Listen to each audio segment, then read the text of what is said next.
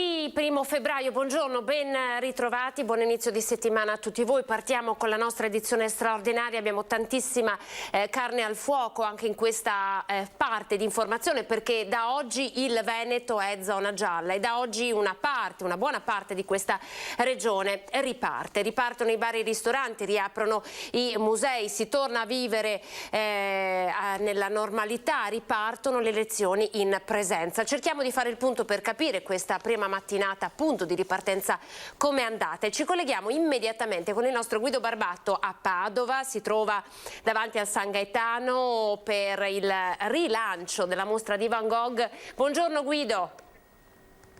Buongiorno Anna, buongiorno a tutti. Suonano le campane di mezzogiorno a festeggiare un po' insieme a noi anche questa riapertura dei locali tipici e anche della mostra I colori della vita di Van Gogh, che in questo momento viene ripresentata alla stampa cittadina, al centro, come ricordavi tu, il centro Altinate San Gaetano. All'interno di questo complesso c'è un bar e ce n'è uno che anche per questo ci siamo posizionati qui in via Altinate, a 2 passi tra l'altro dalla cappella di Sistemina, un monumento che su prenotazione si aprirà. E la cosa interessante relativa a questa, apro una piccola parentesi, è che durante questa ripresentazione alla stampa l'assessore alla cultura del Comune di Padova, Andrea Colasio, del Partito Democratico, abbia voluto evidenziare l'assurdità del fatto che il ministro Franceschini, suo stesso partito, non preveda la riapertura festiva dei luoghi appunto di cultura.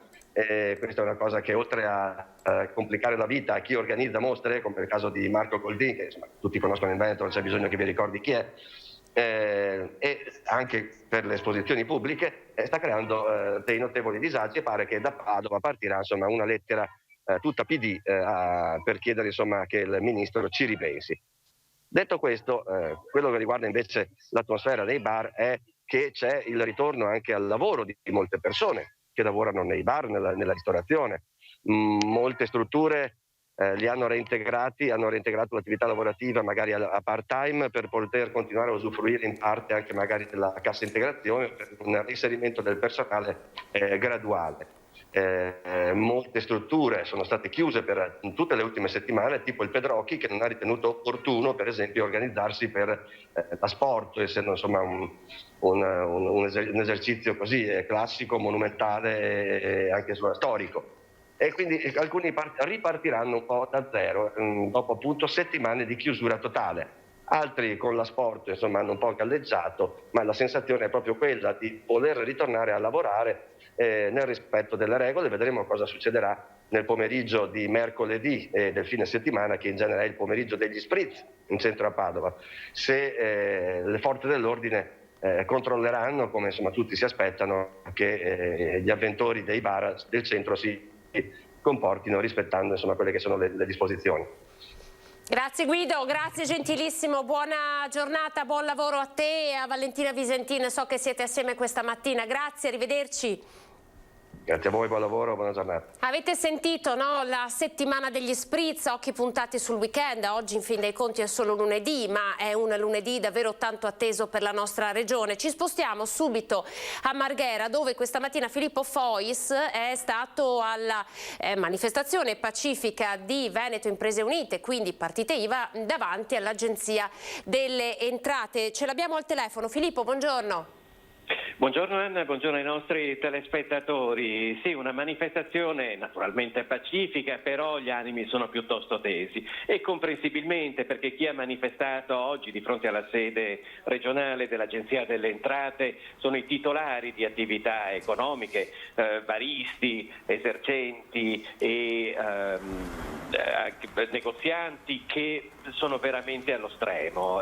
La forzata inattività della crisi del coronavirus li ha portati proprio al limite, sull'orlo quasi del fallimento della propria attività, e in questo senso si inquadra la manifestazione che c'è stata questa mattina, perché chiedono non solo che arrivino dei ristori, ma anche una sorta di tregua fiscale, perché veramente di soldi oramai ce ne sono molto pochi. La manifestazione iniziata alle 8 e si sono posizionati i manifestanti proprio all'ingresso della sede dove passano i dipendenti. Erano le 8 di mattina, per cui i dipendenti dell'Agenzia delle Entrate entravano e dovevano per forza passare in mezzo ai manifestanti, dove gli venivano offerte, questo è un dato un po' curioso, delle brioche. Io ho chiesto per quale motivo venissero offerte delle brioche, i manifestanti hanno risposto che è un po' come poco prima della rivoluzione francese si diceva: se il popolo non ha fame diamogli da mangiare delle brioche, insomma una citazione storica.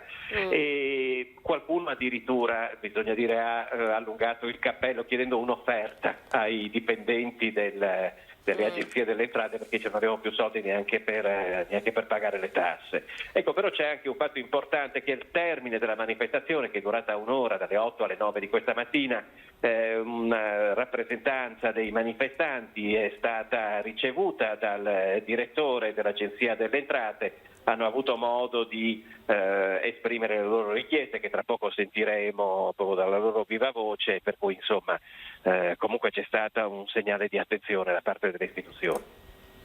Grazie Filippo. Allora noi mandiamo in onda l'intervista che tu hai raccolto ad Andrea Penzuaiello, presidente di Veneto Imprese Unite, che insomma ha spiegato ai nostri microfoni quali sono le ragioni di questa scelta, no? Mentre il Veneto oggi riparte con il colore giallo, quindi tutte le attività riaprono, perché loro proprio oggi hanno scelto di essere lì? Abbiamo bisogno di un anno fiscale bianco, perché abbiamo necessità di tenere quella poca liquidità che svilupperemo quest'anno in azienda e poter appunto reinvestire nell'azienda per permetterci poi di sopravvivere e di ricominciare appena la pandemia sarà finita.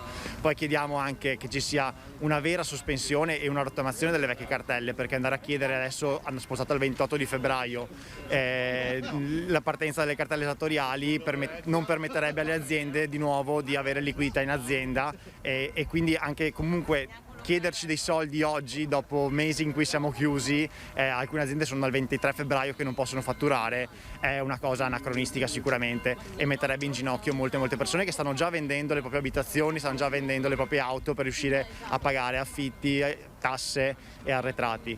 E poi appunto c'è la questione che è sempre gestita dall'Agenzia delle Entrate, della cedolare secca. Purtroppo sappiamo tutti quanti che gli affitti non possono essere calmierati dallo Stato, però magari trovare un espediente tramite una tassazione agevolata con cedolare secca per i proprietari dei nostri locali ci permetterebbe magari di poter avere diritto a delle agevolazioni che ci permetterebbero di pagare appunto anche gli affitti in maniera più regolare. Allora noi adesso abbiamo già in collegamento con noi Federica Polloni, Confapi di Treviso, perché insomma avete sentito, questa è la voce delle partite IVA di un certo tipo di settore, di fatto il settore che è rimasto bloccato con il Veneto in zona arancione. C'è chi ha provato a andare avanti con l'asporto, chi invece non ce l'ha fatta e di conseguenza ha deciso di tenere abbassate le serrande, ma l'emorragia delle imprese in questo 2020 è evidente e Confapi ha fatto il conto. Con Federica riprendiamo una parte insomma di ragionamento che avevamo fatto assieme mercoledì scorso, perché si era parlato di lanciare una vera e propria campagna vaccinale proprio all'interno delle piccole e medie imprese, perché ripartire è fondamentale insomma per la sicurezza, poter ripartire in questa fase. Federica, corretto? Esattamente Anna, buongiorno intanto, buon lunedì. Buon lunedì. Corretto, si tratta di un'importante iniziativa che proprio nei giorni scorsi ha lanciato il nostro Presidente nazionale, e il quale sicuramente ha contribuito anche con la sua sensibilità di medico. È un progetto a cui lavoriamo dal novembre scorso. Noi abbiamo sempre detto sin dalle prime battute di questa pandemia quanto sarebbe stato fondamentale rendere le aziende i luoghi più sicuri, e su questo abbiamo veramente portato avanti una campagna fondamentale, anche di condivisione con le parti sociali. In questo momento più che mai si è fatta strada un'altra consapevolezza che sta alla base anche di riprogettare in maniera molto concreta quella che può essere la ripartenza e quindi il superamento di tutto quello che la pandemia ha comportato. La piccola e media impresa e gli imprenditori a noi associati hanno pagato veramente un caro prezzo perché sono stati duramente colpiti dagli effetti di questa crisi. Oggi noi sappiamo che in qualche modo velocizzare quella che è la promozione del vaccino è una delle misure e forse la misura che rappresenta la chiave proprio di volta per uscire da questa crisi, sia per garantire la salute del singolo ma anche di gruppo. Quindi proprio il nostro Presidente ha presentato ad inizi di gennaio un progetto che è già stato anche colto e sposato dalla Regione Lombardia, che prevede la promozione dei vaccini in azienda attraverso il coinvolgimento dei medici del lavoro e ovviamente delle parti sociali. Sono stati tanti gli infortuni, diciamo quello che adesso è l'infortunio sul lavoro, quindi la contrazione del Covid sul luogo di lavoro. Ma allora, sono tutti episodi che non nascono come focolai, che si diffondono in azienda, quindi ci sono stati tanti casi, ma non ci sono stati casi di contagio secondario, almeno per quanto riguarda la visibilità che noi abbiamo tra le aziende associate, e questo è importante, a riconferma del fatto che poi nelle aziende applicati in maniera corretta i protocolli, la situazione non ha scaricato, diciamo, ulteriori danni o rischi. Ovvio che però molti lavoratori hanno contratto magari il virus nella sfera privata e personale, esatto. E inevitabilmente, se non immediatamente individuata la positività, in alcuni casi sono entrati in contatto con colleghi, ma non in questo caso provocando ulteriore contagio. Federica, grazie per essere stata con noi. Vuole lanciare un messaggio anche lei per questo primo giorno di Veneto in zona gialla? Un augurio forse, no? Che si possa rimanere ancora sempre in zona gialla per il nostro... Assolutamente, credo che sia veramente un importante risultato al quale però ci dobbiamo approcciare con grandissimo senso di responsabilità. Noi dobbiamo andare avanti, non sono concessi passi indietro, quindi ecco, l'appello è veramente alla responsabilità del singolo e della collettività. Grazie Federica Polloni, Presidente di Confapi Treviso, grazie, buon lavoro. Grazie a lei Anna, buon lavoro a voi. E buon inizio di settimana. A questo proposito ci sono delle dichiarazioni che fa l'ANCI, l'Associazione Nazionale dei Comuni, proprio legate a questo primo giorno di zona gialla. Voglio ricordare a Miozzo, dice il Presidente dell'ANCI Antonio De Caro, quindi ovviamente siamo a livello nazionale, che noi sindaci non siamo responsabili della sorveglianza di strade e piazze nelle azioni di contrasto alla diffusione del virus e che fino ad oggi ci siamo ben guardati dallo scagliarci contro alcune discutibili scelte dello stesso CTS. Abbiamo sempre al contrario provato a tenere insieme le nostre comunità ormai economicamente e psicologicamente stremate dopo un anno di restrizioni, perché proviamo ogni giorno a coltivare le complicate virtù della lealtà e della collaborazione fra istituzioni. Quindi ecco, sono gli stessi sindaci che dicono non scaricate la responsabilità sulla diffusione del contagio sulla nostra gestione, quindi la gestione locale, ma ci sono stati degli errori, è evidente, insomma la stessa crisi di governo in qualche modo ha puntato il dito anche contro alcune scelte che sono state fatte dal commissario Arcuri. Una delle tante di cui vi stiamo parlando anche in questi giorni è la grande spesa per i banchi a rotelle che pare soprattutto in Veneto siano già stati accantonati perché fanno venire il mal di schiena, e forse quei soldi avrebbero potuto essere investiti in maniera diversa. Potremmo partire proprio da qui con i nostri prossimi ospiti. Ringrazio per essersi collegati con noi. Buongiorno a Giacomo Possamai, consigliere regionale del Partito Democratico, e buongiorno a Roberto Ciambetti, presidente del Consiglio regionale del Veneto. Buongiorno. Buongiorno. Grazie per l'invito. Allora, un primo giro velocissimo, poi andiamo in pubblicità. Partiamo da lei, Ciambetti. Allora, oggi è la giornata del maxi tavolo, la maggioranza si incontra, chiamata a raccolta da Fico, e insomma pare che ci siano buone possibilità per questo famoso Conte Ter, però sono ancora tantissimi i punti, insomma, i punti in cui questa alleanza non regge. Uno tra tutti è il MEF. è il MEF, ma è anche il commissario Arcuri e anche Rocco Casalino, cioè ci sono situazioni che riguardano persone, ci sono situazioni che riguardano programmi o cose da fare, quindi ci mancherebbe, io mi auguro per l'Italia che ci sia un governo stabile e affidabile. Non so se gli interlocutori attorno al tavolo di Fico, a partire appunto dal Presidente della Camera, se sia così autorevole per gestire una situazione come questa. Io sento parecchie dissonanze ancora all'interno dell'attuale maggioranza di governo. Ha sentito cosa ha detto il collega Ciambetti? Che cosa risponde? Oggi è il giorno di questa possibile maggioranza.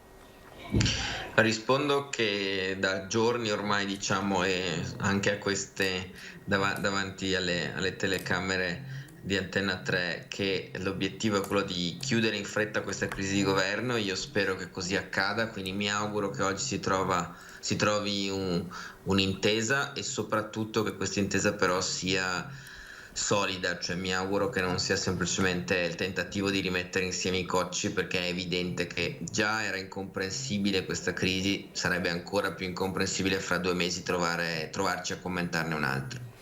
Senta, ma voglio dire, lei Partito Democratico, ci sono, ad esempio il MEF, no? È stato quello che un po' ha fatto saltare l'accordo, ma sono abbastanza i punti di rottura anche con il Movimento 5 Stelle, però si fa quadrato sul nome di Conte.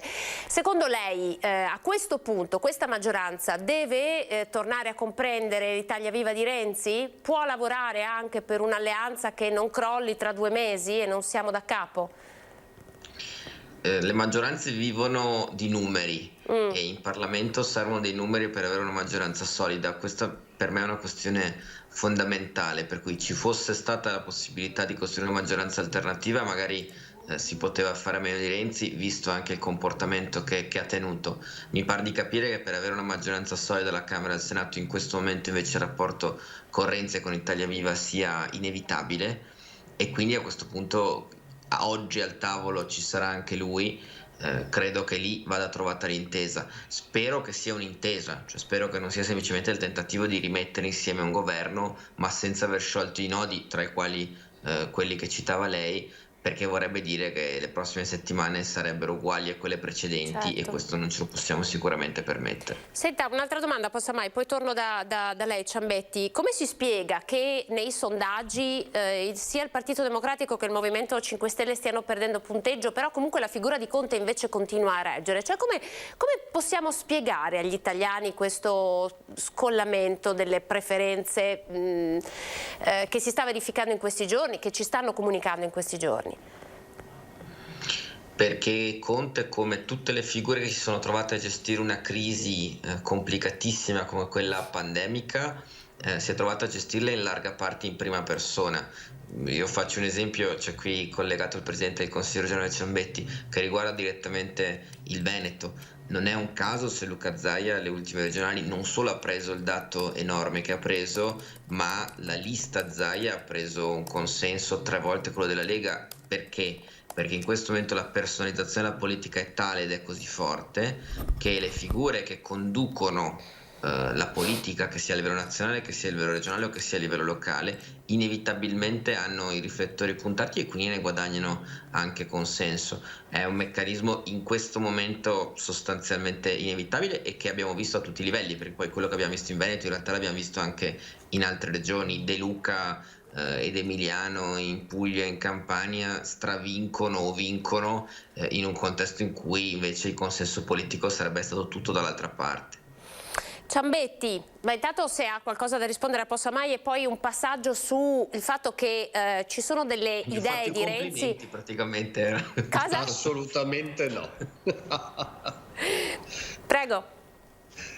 No, è che aveva colto la mia espressione come un complimento ai suoi interventi, ma non siamo a questi livelli con il collega Possamai, anzi la critica è costante.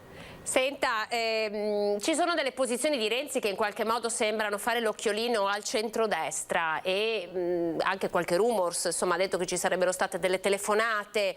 Lei che cosa pensa? Cioè, voglio dire, il centrodestra che partita può giocare in questo momento? Beh, il centrodestra la partita la gioca in trasparenza, avendolo detto al Presidente della Repubblica, che se non c'è una maggioranza solida veramente è meglio andare a chiedere il voto ai cittadini.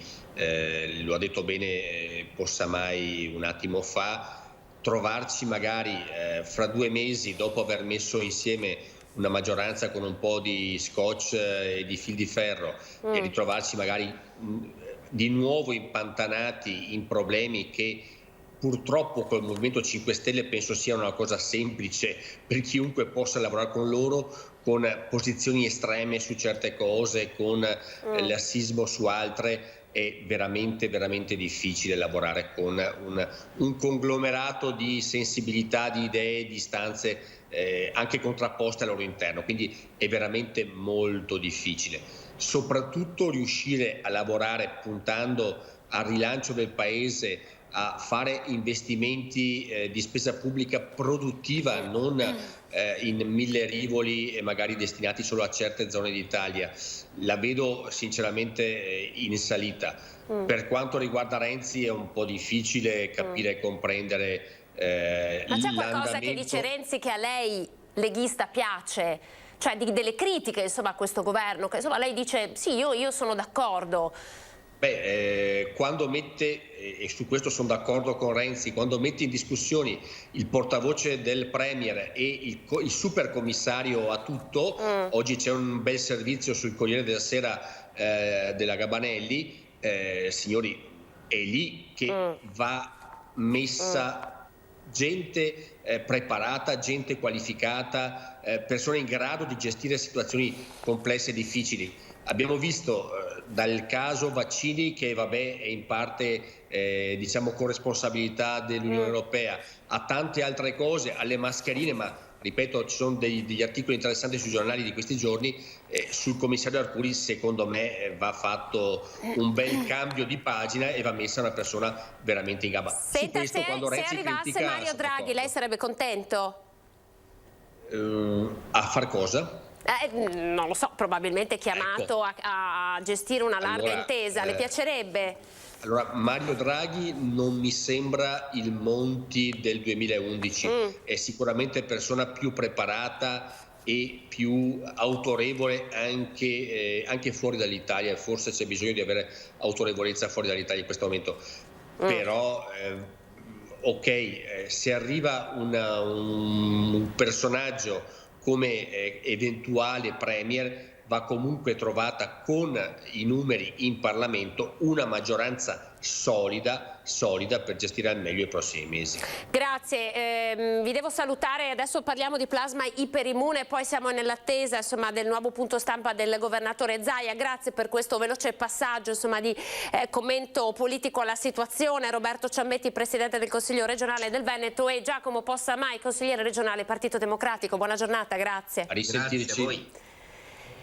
Noi andiamo in pubblicità e tra pochissimo faremo un passaggio per raccontarvi come sta andando con la terapia del plasma iperimmune, partendo proprio dal centro trasfusionale di Treviso. Tra poco.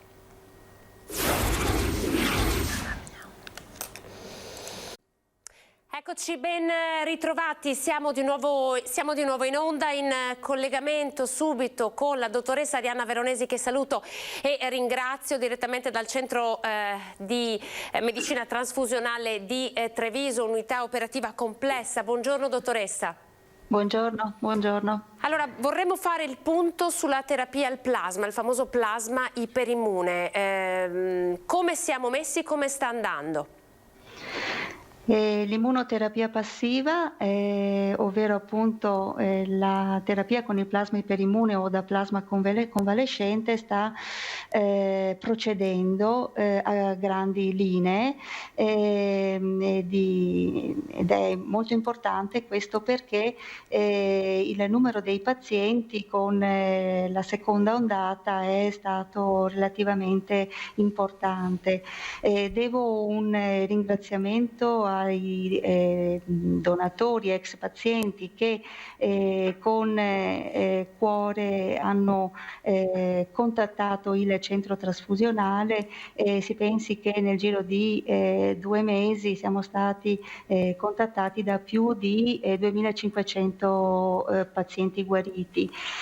Quindi c'è stato una generosità da parte appunto di questi aspiranti donatori molto rilevante che appunto qualifica la cittadinanza e l'utenza della Marca Trevigiana in una sensibilità al dono e quindi al dono del sé e dell'io, che ha un alto valore etico, un alto valore morale. Senta, dottoressa, quando si è dei buoni donatori, quando gli anticorpi insomma hanno le potenzialità salvifiche insomma di cui stiamo parlando? Diciamo che ci sono dei criteri di reclutamento per quanto il protocollo che prevede l'immunoterapia passiva. Ovviamente in primis ci devono essere i criteri previsti per qualsiasi donatore di sangue, perché questi sono i criteri per legge.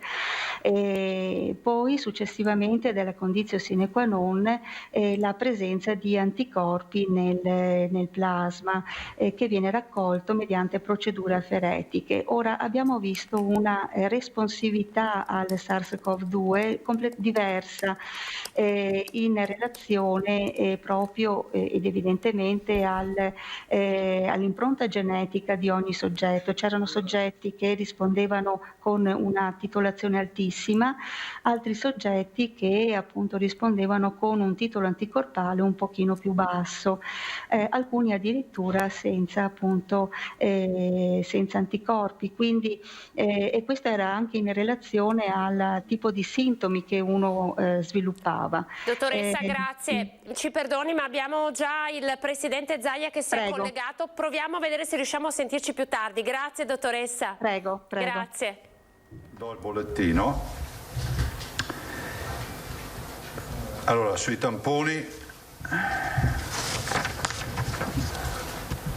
siamo a 2.613.000 tamponi rapidi e 3.756.472 molecolari. Allora, il totale nelle ultime 24 ore è di 510 casi.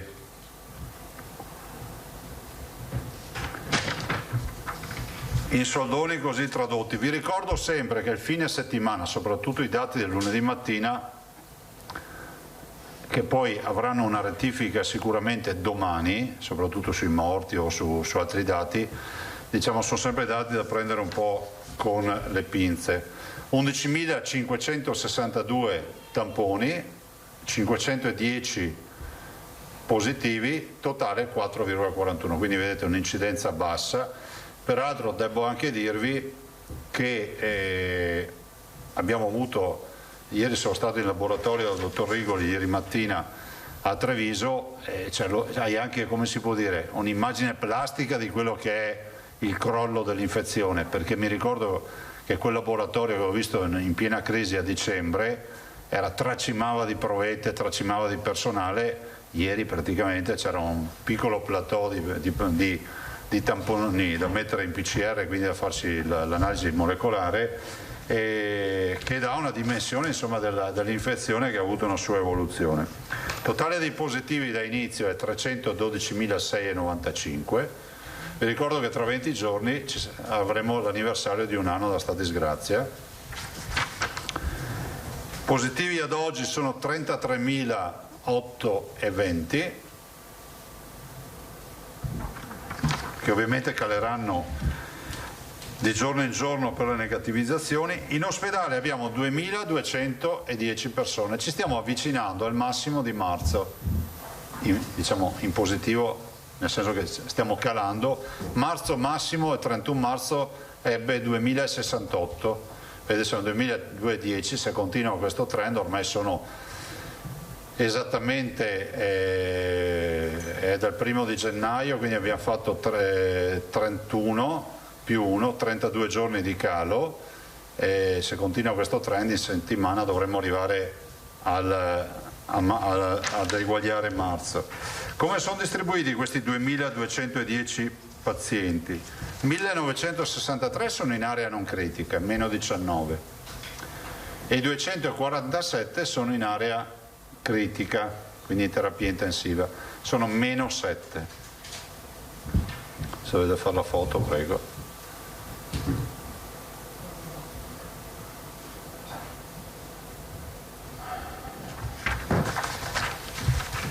Totale dei morti più 39, 8.970, questa è la parte tragica di questo incubo.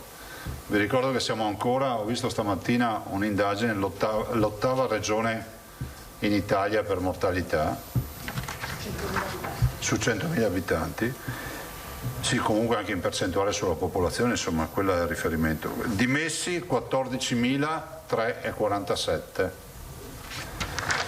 Ovviamente fino a settimana calano le dimissioni, perché la domenica non è che c'è un'esplosione di dimissioni.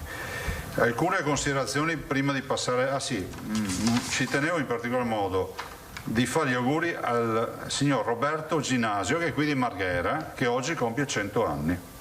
Ho visto che è anche riportato nei giornali e quindi faccio gli auguri veramente di cuore al signor Ginasio Roberto Ginasio Zuin, 100 anni oggi, una bella età. Volevo dire che come considerazioni, vedete che il trend c'è un trend che è confermato. Ovvio che da oggi cambia lo schema di gioco, per usare un termine calcistico. Da oggi cambia lo schema di gioco, da oggi entriamo in una modalità, in uno scenario che è diverso da quello che avevamo fino a ieri. Da oggi pesa molto di più la responsabilità individuale, perché prima la responsabilità individuale veniva, come si può dire, in un certo qual modo compensata e surrogata da misure, no? Avevamo le zone arancioni, avevamo le zone rosse, come è accaduto ad esempio durante il periodo natalizio, e la preoccupazione è grande. Come voi sapete, io non ho mai fatto il tragico, nel senso che penso che quest'estate, spero che siamo tutti liberi di andare in spiaggia, spero che quest'estate si possa tornare alla normalità, e se non sarà così è perché non avremo vinto la nostra battaglia, ma non perché ce l'auguriamo di avere la sfiga. E io sono convinto che oggi dobbiamo ancora stringere ancora di più questo patto con i cittadini. Guardate, ho visto delle immagini, no? Le avete viste tutti, gli assembramenti a Roma, nelle città. Ecco, io dico ai cittadini, diamoci una mano. È un lavoro di comunità questo, no? Dobbiamo immaginare di essere come a marzo, che abbiamo fatto un grande e strepitoso lavoro, e vi ricordo che col modello dell'Istituto Superiore della Sanità è un attimo per entrare in uno scenario di rischio alto e tornare da arancione a rosso. Non c'è più una gradualità come avevamo una volta, no? Vi ricordate il famoso R con T, dove il Veneto, nonostante le arrampicate, non è mai arrivato una volta un R con T che non prevedesse la zona gialla. Questo lo dobbiamo ricordare. Voglio ricordare che sono stati introdotti con gli ultimi provvedimenti del governo ulteriori elementi oltre all'R con T, a parte il fatto che l'R con T adesso la soglia è stata abbassata. Gli ulteriori elementi sono quelli dello scenario, no? Rischio moderato, rischio medio, rischio alto. Quindi in una settimana, se questi scenari si riprendono, si passa tranquillamente alla zona arancione, quindi evitiamo questi passaggi. Massima attenzione. Poi sapete, qui il mondo è spaccato a metà, ci sono adesso non so dirvelo, diciamo i i fan del lockdown senza se e senza ma, perché ce ne sono, una categoria diciamo meno nutrita della popolazione, ma c'è chi perché ha tranquillità reddituali, perché non ha nessun problema, il lockdown nella sua vita magari ha un impatto che è relativo, chiede il lockdown. Noi abbiamo costantemente persone che chiedono il lockdown, a prescindere, lo chiederebbero forse anche per un raffreddore, visti i presupposti con i quali lo chiedono. Dall'altro ci sono cittadini che hanno un comportamento responsabile, si pongono esattamente a metà, che sono quelli che dicono cerchiamo di convivere con il virus ma facciamolo diciamo con cognizione di causa e con senso di responsabilità, e alla fine c'è l'altro estremo che è coloro che sono per i liberi tutti. Allora io penso che i due estremi non li dobbiamo considerare in questa fase, dobbiamo considerare che dobbiamo essere tutti responsabili pensando che ogni nostro comportamento può pesare. Guardate, quello che accadrà in queste ore, in questi giorni, in queste settimane ci darà una contabilità a fine febbraio. Se riparte l'infezione, ripartiranno prima le aree non critiche, quindi i ricoveri ordinari, poi inizieranno a impennarsi le terapie intensive e poi inizieranno a riprendere i decessi. Parimenti prima calano i ricoveri, dopo calano le terapie intensive e infine i decessi. Vedete che abbiamo ancora una coda di decessi. Quindi tutti dobbiamo avere ben chiaro questo. Io oggi non presento nessuna ordinanza e lo voglio fare, guardate che non è un atto eroico, avrei potuto tranquillamente presentare l'ordinanza contro gli assembramenti, che è quella che abbiamo già presentato in passato delle ore 11 del mattino, che ha fatto anche il collega Federica. Voglio fino in fondo investire sulla fiducia dei cittadini questa settimana. Per noi è fondamentale iniziare questo corso tendendo la mano. Non è una questione di guardie e ladri, Cioè non è che da un lato c'è chi fa le ordinanze, dall'altro c'è chi le legge bene per capire come bypassare le ordinanze. Qui la vittoria è la vittoria di tutti, la sconfitta è la sconfitta di tutti. Sulle scuole, come vi ho detto la scorsa settimana, in giornata verrà ultimato il progetto e la base diciamo dell'ordinanza per le scuole, solo per le scuole. Rispetto al monitoraggio, voi sapete che avevamo annunciato un progetto di monitoraggio delle scuole che vogliamo intensificare secondo anche delle nuove modalità, poi capirete quando lo vedrete, che andrà in CTS regionale, in Comitato Tecnico Scientifico Regionale. Contiamo di mandarlo domani sera, al massimo mercoledì mattina, e poi si parte con l'operatività, cercando di essere di supporto anche a quello che è l'ambiente scolastico, che è quasi 250.000 persone nelle superiori, ovviamente ragazzi e operatori, insegnanti, che per far sì che in un momento come questo ci possa essere un minimo di monitoraggio sul grado di circolazione del virus, per non ritrovarci grosse sorprese. Ovvio che siamo preoccupati, perché al di là di tutte le enunciazioni di principio, il tema della scuola è un tema importante che prevede delle aggregazioni non insignificanti, monte aggregazioni della scuola di circa 700.000 persone nel suo totale.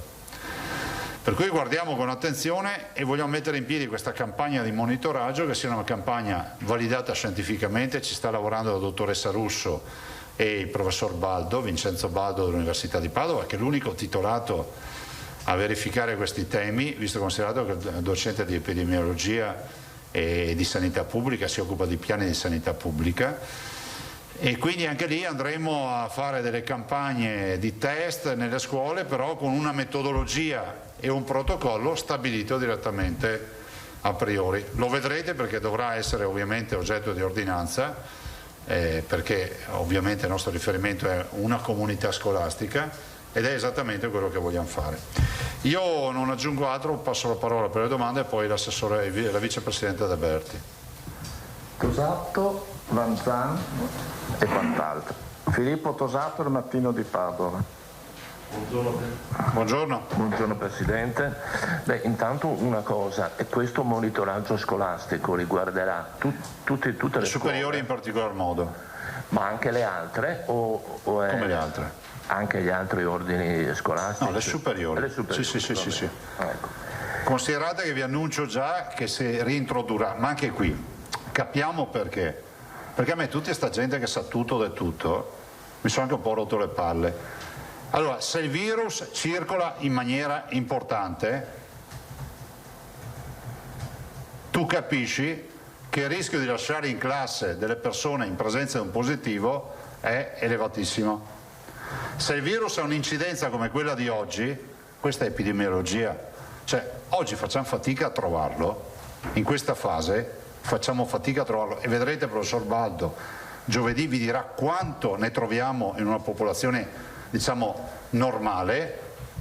Ecco, se il virus ha un'incidenza bassa, ovvio che ripristiniamo la presenza in aula con tampone e ovviamente la quarantena del positivo. Si torna a quello dello schema, ma con tanto virus in giro non puoi rischiare di fare una roba del genere. È l'ABC questo. Quindi vi annuncio già che una delle misure dell'ordinanza per la scuola è questo, cioè lasciare in aula i ragazzi, però ovviamente da quando sarà firmata l'ordinanza. Se accadesse stamattina, così evitiamo che qualcuno dica ma Zaia aveva detto, c'è il piano vecchio. Diciamo, verosimilmente dalla prossima settimana o da metà della nostra, di questa, si passa al piano dove il contagiato va a casa in quarantena, gli altri ragazzi restano in aula con mascherina, previo tampone, per verificare che non ci siano dei contagi secondari. Ecco, volevo farle due domande. La prima riguarda i vaccini. Ieri sera il commissario Arcuri ha detto in TV che il nostro Paese al momento dispone del 60% in meno dei vaccini previsti. Dei vaccini previsti dal piano che lui stesso ha elaborato su base nazionale e poi a cascata in tutte le regioni. C'è molta aspettativa sull'arrivo dei nuovi prodotti, soprattutto AstraZeneca, ma al di là degli auspici, delle speranze e degli auguri che tutti facciamo a questa campagna, la sua impressione, dati alla mano, è quella che gli obiettivi prefissati si potranno raggiungere o realisticamente andranno ritardati nel tempo? Intanto noi siamo pronti. A noi basta che qualcuno introduca nella coclea la materia prima e noi insacchettiamo, nel senso che tradotto vuol dire dateci i vaccini e noi vacciniamo. Dopodiché guardate, questo è un fenomeno che io paragonerei, ve lo ricordate il tema dei dispositivi di marzo? Partivamo da zero, poi centellinati e poi c'è l'esagerazione, perché adesso ce n'è per tutti. Io penso che questo sia un rigagnolo d'acqua che si ingrosserà sempre più e diventerà un fiume. Perché vi dico questo? Perché è ovvio che saranno vincenti i sistemi che riescono a vaccinare. Perché se oggi qualcuno pensa che il modello che ha adottato rappresenti una costante da mantenere, no. Cioè, bisogna essere pronti quando arriverà la botta dei vaccini e dovremo recuperare tutto il tempo perso. Non è un caso che io oggi ho visto, prima di scendere in conferenza stampa, non so se l'avete visto, Pfizer ha annunciato che ci sarà una previsione di surplus di produzione nelle settimane future, ma sarà inevitabile, Moderna incrementerà. Ovvio è che al momento è disatteso il piano di distribuzione dell'Unione Europea, della commissaria, e quindi a cascata su di noi. Resta il grande tema, due grandi temi. Il primo di capire, siccome ormai c'è sempre un venticello che sembra che si possano andare anche a comprare i vaccini, chiariamola sta storia, ma è un appello che faccio a livello nazionale, cioè se è vero che qualcuno li propone, è altrettanto vero che qualcuno li può comprare o li comprerà. Mi sembra di rivivere il momento delle mascherine, no? Non ce n'erano, però c'era chi aveva il container pieno pagandole. Allora, noi è ovvio che non è che possiamo strapagare, però vorrei capire anche se c'è una produzione dedicata all'Europa e poi ce n'è una, diciamo, collaterale basta leggere le cronache inglesi per capire insomma che di produzione ce n'è. Questa è una verifica da fare. L'altro, se da un lato investiamo nei vaccini, io inviterei tutti a non distrarsi dai monoclonali. Cioè, guardate che la partita dei monoclonali vale quanto quella dei vaccini. Io spero che questo Paese autorizzi l'uso, anche se volete definirlo compassionevole, dei monoclonali, come è accaduto negli Stati Uniti con l'FDA. Che cos'è l'anticorpo monoclonale?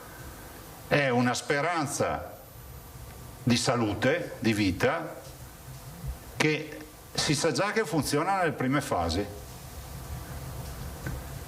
Allora, è vero che c'è una sperimentazione, noi ci candidiamo a questa sperimentazione, figuratevi, dell'AIFA, però è altrettanto vero che questi che noi sperimenteremo sono autorizzati in via emergenziale in altri paesi e funzionano. Non serve che vi faccia il solito esempio logoro trito ritrito di Trump che è stato curato con i monoclonali.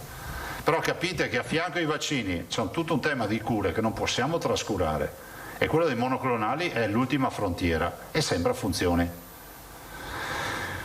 Questo è il contesto, dopodiché noi qua siamo pronti e attendiamo i vaccini, adesso arriva AstraZeneca, 18-55 anni questa è la fascia d'età e quindi somministreremo anche AstraZeneca. Ovvio è che l'immunità di gregge con un vaccino come AstraZeneca che dà una copertura, una risposta anticorpale al 60%, è un'immunità di gregge diciamo un po' più difficoltosa rispetto a quello che si legge. Però insomma si andrà anche alla somministrazione di AstraZeneca. Stamattina l'assessore Lanzarini ha fatto l'incontro per partire con la categoria over 80 e dopo a ruota over 75, ha esaurito l'over 80, andremo, quindi prima si esaurisce da 80 anni in su fino ai 120 anni che ci sarà in Veneto e poi dai 75 in su fino agli 80 anni e ovviamente si inizia a febbraio anche con questa categoria. Con entrambe si inizia a febbraio, sia con gli over 80. Con la priorità, prima bisogna esaurire gli over 80. Certo. Sì. Noi dobbiamo ancora finire la prima parte, Certo. Quindi dobbiamo prima finire la prima parte sanitaria, RSA e quant'altro, e in contemporanea over 80, più o meno in contemporanea. Siccome pare di capire che ovviamente prima bisogna garantire i richiami, no? Sì. E siamo sempre nella fase 1, cioè quella dei soggetti più esposti a rischio. La copertura degli over 80, l'inizio della copertura è l'avvio delle prime dosi, quando è ragionevolmente prevista? Allora, oggi abbiamo definito, perché è chiaro che, come diceva il Presidente, dalle ultime novità dobbiamo modulare di volta in volta il piano, no? Quindi oggi abbiamo definito che oggi parte la lettera che arriva alle USL in cui mandano via le USL lettere per gli over 80. Noi prevediamo già non questa settimana, dalla settimana prossima potrebbero iniziare con gli over 80. Quindi è stato fermato il 15? Sì. Considerate che un po' li abbiamo già fatti perché sono quelli delle case di riposo, sono gli ospiti delle case di riposo. Mentre per i 75-80 si va a marzo. A seguire. A seguire. Scusate, ma posso intromettermi? Prego. Alda Vanzan, Gazzettino. La settimana scorsa ci avete dato delle date precise, e cioè si finisce la fase 1A, operatori sanitari, ospiti delle case di riposo, operatori delle case di riposo. 15 febbraio si inizia con la classe, la coorte, come l'avete chiamata, 1941, cioè gli ottantenni. Sì. 15 febbraio. 22 febbraio si inizia con la classe 1946. La settimana di là si inizia a scalare 1940, la settimana successiva 1945. Quindi io non ho capito da quello che ha detto il Presidente se questo piano annunciato la settimana scorsa è confermato o se c'è uno sfasamento. Allora, perché prima il Presidente ha detto si inizia dagli 80 anni e si arriva ai 100, ma rimane il parallelismo da 80 a 100 e da 70 a 100? No. Oppure l'avete cambiato perché AstraZeneca non si può usare? Prudenzialmente diciamo si parte in coda per evitare di trovarci a vaccinare magari persone più giovani, perché se fai parallelismo finisce che tu viaggi con gli over 75 a fianco agli over 80. E avendo questi chiari di luna nelle forniture e AstraZeneca che fa 18-55, capite che lo scenario cambia in continuazione. Certo è che a febbraio si prende per mano questa partita, è ovvio, questo sì. Noi contiamo di aggredire anche gli over 75 a febbraio. Quindi, per capire bene, voi iniziate, chiedo anche all'assessore, voi iniziate con la corte del 1941, cioè i signori che quest'anno compiono 80 anni, che abitano a casa, lunedì 15 febbraio. È partita la lettera alle ULSS perché le ULSS convochino questi signori. Sì. È fermo, è al momento sospeso il 75? Sì, confermo che è fermo il 75 perché, allora, l'ha spiegato il Presidente, un po' dipende dai vaccini, anche il piano vaccinale nazionale parte dagli over 80, include gli over 80 come in questa fase, quindi abbiamo reiterato con gli over 80 proprio per attenerci a quelle che sono disposizioni di piano nazionale e anche quantità di vaccini che noi abbiamo, quindi si partirà con 40, poi 41, scusatemi, 40, 39 eccetera, solo quando avremo finito tutta questa fase, quindi se una persona avrà 101, 102, 103, 104 anni, insomma non so il più vecchio di che classe sia, poi partiamo con gli over 75. Cioè si inizia anche, intanto che arrivate il signore che oggi compie i 100 anni a Marghera. Sì. Sì, peraltro c'è una risposta che magari qualcuno vi farà, dice ma perché non iniziate dai più anziani, dal centenario e venite in giù?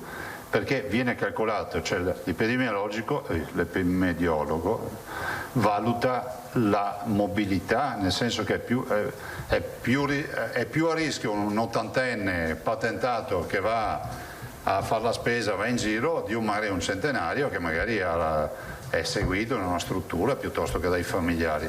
Questo è l'unico motivo, non è un controsenso. Scusate, ecco, eravamo rimasti a Filippo, poi l'Alda però magari aveva altre domande. Allora, tu sei sempre sui vaccini? Concludo con una... Sì, e poi Bonet, allora, e poi l'Avanza anche da fare altre domande. Quindi lui sta sui vaccini, chiudiamo i vaccini. Radio Wellness. Io concludo chiedendo una sua valutazione, un suo commento su questa ultima coda polemica che riguarda i tamponi antigenici, ovvero c'è stato questo documento firmato dai responsabili di tutte le microbiologie del Veneto e anche dagli aiuti che difende insomma l'impiego nello screening dei tamponi rapidi, dei tamponi antigenici. Un impiego che è stato validato sia dall'Istituto Superiore di Sanità che dal Ministero della Salute. E siccome i firmatari sono 14 responsabili di questo documento, il professor Crisanti ha affermato che 14 per 0 è uguale a 0, ovvero che questa presa di posizione a suo avviso non ha nessun valore, anzi è un segno di debolezza. Non sono preparato per rispondere, potrei invitare i 14, però stavo pensando. No, c'è un aspetto tecnico. Va bene, grazie. Prego. Allora, Bonet sempre sui vaccini, poi ripartiamo con Alda, Radio Wellness. Volevo capire se c'è a beneficio dei cittadini un sito in cui il calendario vaccinale è visibile, magari anche con queste modifiche. Lo chiedo perché abbiamo ogni giorno richieste, ma allora hanno cambiato, siccome ovviamente abbiamo capito che non dipende anche da voi, però se ci fosse un luogo virtuale in cui il cittadino può entrare a guardare, così li teniamo costantemente. Facciamo un link nel sito della Regione e lo teniamo pubblicato, ovviamente sapendo che può essere sempre aggiornato. Esatto, cioè magari così. Facciamo un link diretto. Quindi anche i tecnici che ci stanno ascoltando, diciamo, se predisponiamo un link in modo tale, calendario vaccinale Covid, poi uno entra. Perché al di là degli anziani di cui giustamente ci stiamo occupando prioritariamente, però ci sono anche tanti disabili, ognuno con la propria disabilità che ci contattano a me quando tocca e noi... Corretto. Grazie. Prego. Allora ricominciamo con Alda e poi passiamo a Radio Wellness, poi a Fois Media Nord-Est. Grazie. Ritornerei sui vaccini, al di là dell'informazione che darete con il link sul sito. Fermo quindi la sospensione degli over 75, la prosecuzione degli over 80. AstraZeneca è invece riservato alle categorie a rischio, quindi poliziotti, agenti di polizia, insegnanti, sì, quando arriverà? I servizi essenziali? Sì, va bene. Sì, è confermato. Poi invece lei, Presidente... Perdonami, mi permetto di dire solo una cosa. Più che dire saltano gli over 75, diciamo che non iniziano in parallelo con gli over 80, ma sono a seguire. E non vorrei che magari uno che ha 75 anni o 76 dice ma cosa sta succedendo? Sì, però allora avremo 3 fasi, Presidente, cioè dagli 80 in su, dai 75 agli 80 e poi cosa fate dai 75 in giù? E poi ci sarà un'altra fascia, guardate, il target da aggredire è over 65, questo è il vero tema. E quindi noi siamo in sicurezza quando almeno abbiamo vaccinato tutti gli over 65. Cerchiamo di mettere in sicurezza più velocemente i più fragili. Scusa Presidente, ma allora mi sono persa la categoria dei lavoratori essenziali, quella quando viene introdotta? Assessore. La categoria di servizi... Allora, essendoci stata la validazione di AstraZeneca con delle caratteristiche, voi sapete, ben definite, 18-55 anni, noi quando ci arriva AstraZeneca, che dovrebbe arrivarci verso il 20 di febbraio, tra il 15 e il 20 febbraio, è chiaro che partiremo subito con la categoria dei servizi essenziali con AstraZeneca, che vuol dire forze dell'ordine, insegnanti, tutte quelle categorie che fanno parte di questo ambito, perché sono quelli che hanno le caratteristiche per venire vaccinati con AstraZeneca. Posso chiedere un secondo una cosa in più su questo? E queste categorie riceveranno a casa? Su queste categorie sarebbero quelle che dovrebbero essere vaccinate con i medici di medicina generale. È stato parlato anche l'altro giorno a livello di conferenza delle regioni. In questa settimana il Ministro dovrebbe chiudere la parte, appunto l'accordo economico con i medici di medicina generale. Noi siamo pronti, ma aspettiamo la chiusura dell'accordo nazionale, chiaramente per avere uniformità. La categoria dei servizi essenziali noi vorremmo demandarla ai medici di medicina generale e alle farmacie quando ci sarà il chiarimento rispetto come le farmacie possono intervenire all'interno della fase della vaccinazione. Allora, ricominciamo con Alda. Presidente, lei ha detto che questa settimana non farà un'ordinanza rispetto al contrario di quello che invece aveva fatto alla fine dell'anno scorso e che si affida alla responsabilità dei cittadini. Una settimana perché venerdì potrebbe esserci una nuova colorazione? Quando restiamo noi gialli adesso? Una settimana perché vediamo anche come andrà il fine settimana, no? Dopo vorrei anche ricordare che questa eventuale ordinanza sulla mescita agli avventori da seduti e che inizia obbligatoriamente dalle ore 11, che è la nostra vecchia ordinanza, che è quella che ha ripreso il Friuli Venezia Giulia, e non il consumo in loco per quelli in piedi negli altri orari, non è quella che rivoluziona la vita, perché se uno vuole andare a passeggiare e fare lo struscio, deve capire che il vero tema, dobbiamo spiegare ai cittadini, è quello dell'assembramento, no? Di queste passeggiate dove si crea un aerosol naturale o altro. Bisogna un po' diluire le presenze, le spese si va a farle e per carità ci mancherebbe, però con un minimo di buon senso di non far la calca tutti alla stessa ora, allo stesso giorno. Le riformulo la domanda però, la classificazione giallo per il Veneto tutte le settimane viene fatto. Quindi in teoria venerdì potrebbe esserci una diversa classificazione. Noi speriamo che ci sia una conferma. Certo. Però il venerdì è la giornata del giudizio. Radio Wellness, poi Fois, se puoi avvicinarti, grazie.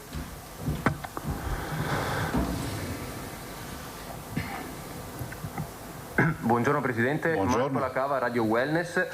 Oggi le porto 2 richieste arrivate in redazione. Ci ha contattati la signora Paola, una signora under 65 che porta con sé delle patologie importanti. Fortunatamente ad oggi non si è infettata col Covid, però è chiusa in casa, in gabbia, lei dice, da circa un anno. Lei voleva capire se, alla luce di quanto emerso sul vaccino AstraZeneca, lei e tutti i soggetti patologici verranno tutelati con l'utilizzo di vaccini Pfizer o Moderna, vista la percentuale di efficacia più alta.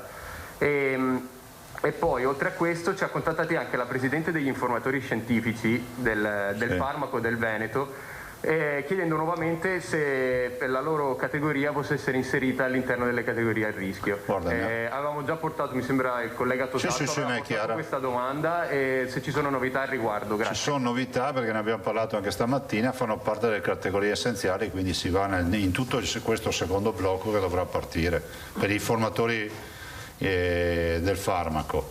Per quanto riguarda persone, diciamo, con comorbidità, con fragilità particolari, è previsto di utilizzare vaccino alternativo all'AstraZeneca.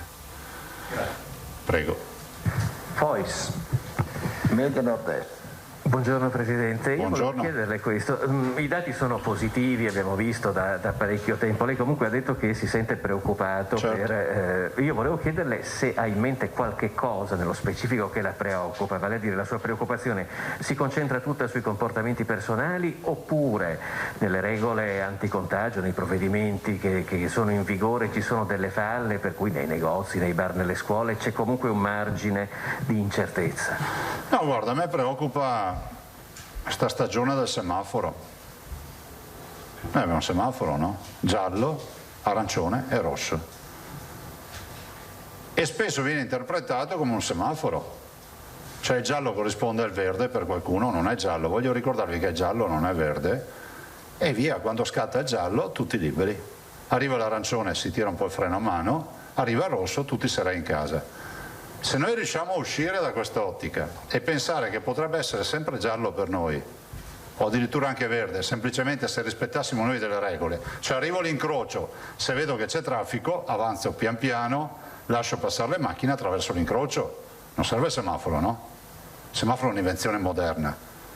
Il buon senso ci ha permesso comunque di guidare le auto negli incroci senza semaforo per decenni.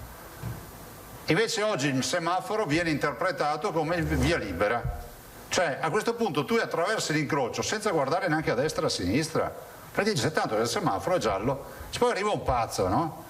Che non guarda il semaforo, che ce l'ha rosso, perché lui corre, si è distratto, ti prende e ti schianti. È la storia dell'infezione questa, no? Perché dobbiamo, allora al ristorante si può andare, a fare la spesa si può andare, al bar si può andare, però mascherina, rispetto delle regole, evitiamo di andare in assembramenti inutili. Ste mega folle oceaniche che abbiamo visto nelle foto di ieri, cioè sono veramente preoccupanti. Peraltro devo anche dire, le grandi città non hanno dato una grande prova di civiltà, perché voglio ricordarvi che ieri era anche, noi siccome noi veneti siamo rispettosi delle regole, ieri era anche zona arancione, non si potevano fare quelle robe. Per cui capite, se il problema torna a essere il problema degli ospedali, allora vuol dire che non ci siamo. Voglio ricordarvi che il Portogallo è in lockdown e carica i pazienti, ascoltatemi bene, in aereo e li porta fuori paese. La Francia ha intensificato le sue misure lockdown, addirittura ha fatto il coprifuoco alle 6 di sera, se non ricordo male. La Germania è in lockdown fino a fine febbraio. La Gran Bretagna è in lockdown fino a marzo, ha chiuso anche tutte le scuole, tutti stanno crescendo, cioè voi capite che è impensabile pensare che noi siamo un'isola felice, siamo circondati, il virus è ubiquitario. Allora, abbiamo fatto un bel lavoro, questo paese ha fatto la scelta di non fare i lockdown ma utilizzare le zone, sembra abbia funzionato fino adesso, perché alla fin fine, cioè noi, questo paese, cioè parlo il Veneto, ha fatto un lockdown di 2 mesi a marzo, poi noi il lockdown non ne abbiamo più fatti, perché comunque abbiamo mantenuto, vi ricordo che a marzo abbiamo chiuso tutte le attività produttive, cioè, perché poi la memoria non ci aiuta a volte, abbiamo chiuso tutto. Quindi io direi di fare questo sacrificio e sapere che il semaforo a volte può sbagliare, rischi di trovarti il verde, magari c'è un cortocircuito, un difetto sulla scheda del semaforo e ti ritrovi che anche gli altri hanno il verde e ti schianti. Quindi guardare sempre l'incrocio prima di attraversare, è sempre prudente. Altre domande? Mario Moscati. Sì, buongiorno Presidente. Mi è arrivata una richiesta da parte di una persona riguardante una badante di un'anziana che è risultata positiva sono stati contagiati anche il figlio e la compagna, ed è stato chiesto al medico di fare il tampone a questa badante, però siccome la residenza di questa è in Friuli, ad Azzano Decima, in Friuli, il medico dice che può solo segnalare e non può fare il tampone. Ma guardi, noi abbiamo fatto addirittura un'ordinanza che è ancora vigente, che era quella delle badanti. Ci abbiamo detto che era facoltà da parte dei familiari dell'assistito di far provvedere il tampone. Onestamente questa è una classica posizione da buon senso, no? Perché se la traduciamo come all'italiana, sempre con le scartoffie, non ne viene più fuori. C'è un badante che c'è questo problema, va risolto, scusatemi. Si rechi in un punto tamponi, vediamo di risolvere il problema. Il nostro obiettivo è quello di circoscrivere il virus, non di star qui a perdere tempo con le carte. Certo, grazie. Peraltro posso anche aggiungere che quel medico immagino sia dotato anche di tamponi rapidi, no? Loro ho proprio adesso chiesto se hanno risolto, ma a quanto pare è una settimana che vanno avanti con questa... Ci dia il numero, cosa vuole che le dica? Sì. Perché guardate, questo paese, mi permetto di dirlo, no? C'è sempre le robe non funzionano, però vedete che camminano sulle gambe degli uomini le cose. Se c'è buonsenso, umanità, disponibilità, non c'è una richiesta inevasa da parte nostra, da parte mia e dei miei assessori. Diteci se ne trovate uno, perché chi ci segnala, noi andiamo sempre... Se il medico fa fatica anche a risolvere questo problema, non so cosa farci, cioè cosa volete che vi dica? Ma non sto parlando male dei medici, perché anche qui è sbagliato. C'è tanta gente, la quasi totalità, che fa il suo mestiere fatto bene. Se qualcuno comincia a dire male carte, guardate, questo medico non ha ragione, ne ha di più da vendere, ma va risolto il problema. C'è sempre l'uomo nella giara, no? Lo salviamo o spacchiamo la giara? Ci andiamo avanti tutta la vita così. Sì, mi rispondono adesso che è risolto. No, che le danno il numero di telefono. Sì, ce lo dia. Ce lo dai a me così vediamo. Esatto, grazie. Ce lo dia il prima possibile e domani vedrà che è già risolta sta roba. Benissimo, grazie Presidente. Prego. Altre domande, colleghi? La Banfà. Prego. Un'integrazione sui vaccini, Presidente. I commessi dei supermercati, dei grandi centri commerciali che sono a contatto fanno parte di servizi essenziali, quindi avranno AstraZeneca. Grazie. Bene. Io passerei, intanto vi ringrazio, cedo la postazione alla Vicepresidente che vi dà uno spaccato di quello che è accaduto questa mattina.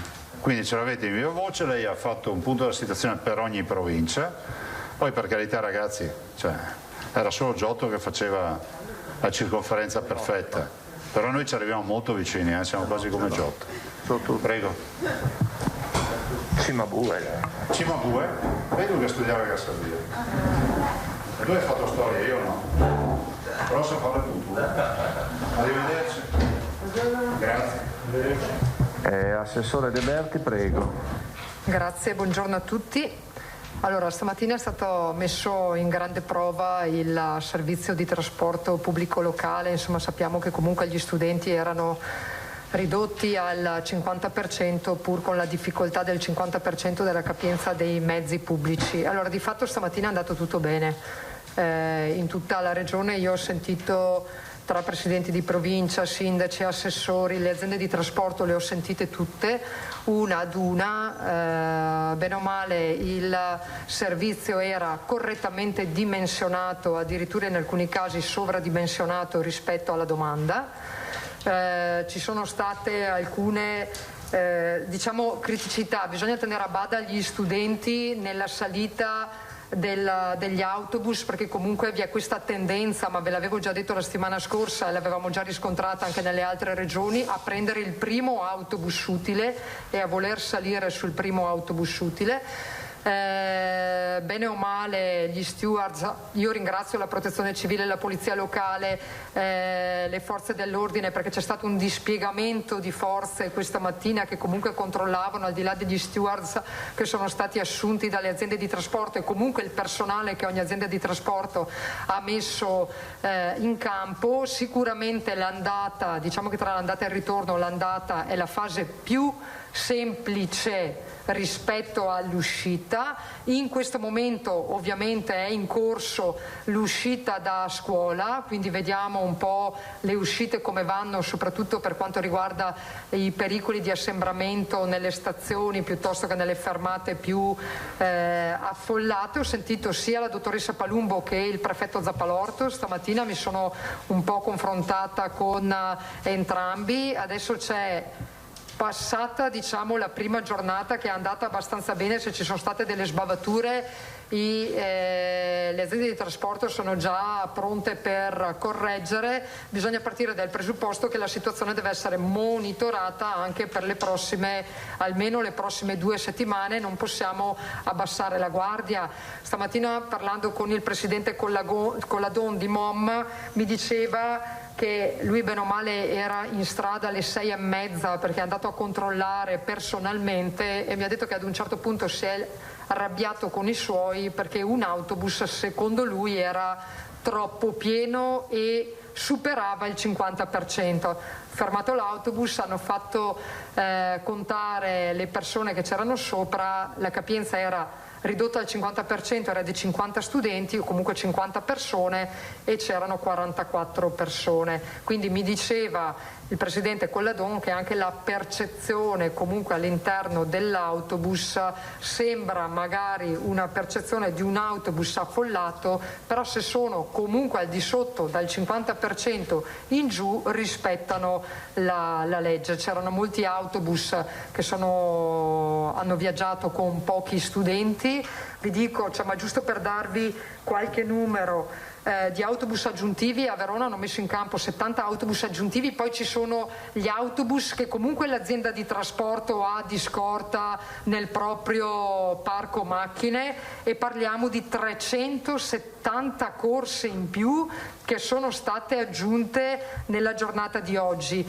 Un servizio sostanzialmente tarato sul 50%. Vi ricordate che la settimana scorsa vi dicevo che comunque il servizio possono tararlo al 75%? C'è stato chi è già partito oggi tarando il servizio al 75%, chi al 60%, chi ha detto lo farò perché comunque hanno le 3 settimane di tempo per poter arrivare al 75%, lo faranno nei prossimi giorni, e ATV ha messo in campo 70 persone, oltre al personale dell'azienda, di supporto all'incarrozzamento, e un servizio tarato sul 50%. Abbiamo a Venezia, abbiamo a TVO, sempre servizio tarato al 50%, anche a VM comunque. Abbiamo 5 autobus aggiuntivi, perché sapete che a TVO fa il Veneto orientale e ha mezzi a sufficienza per poter potenziare le corse. Abbiamo circa complessivamente, non ho le corse in più extraurbane per TVO, sono 5 complessivamente, hanno messo in campo tra ordinario e straordinario 160 corse nella fascia dalle 6:45 alle 8.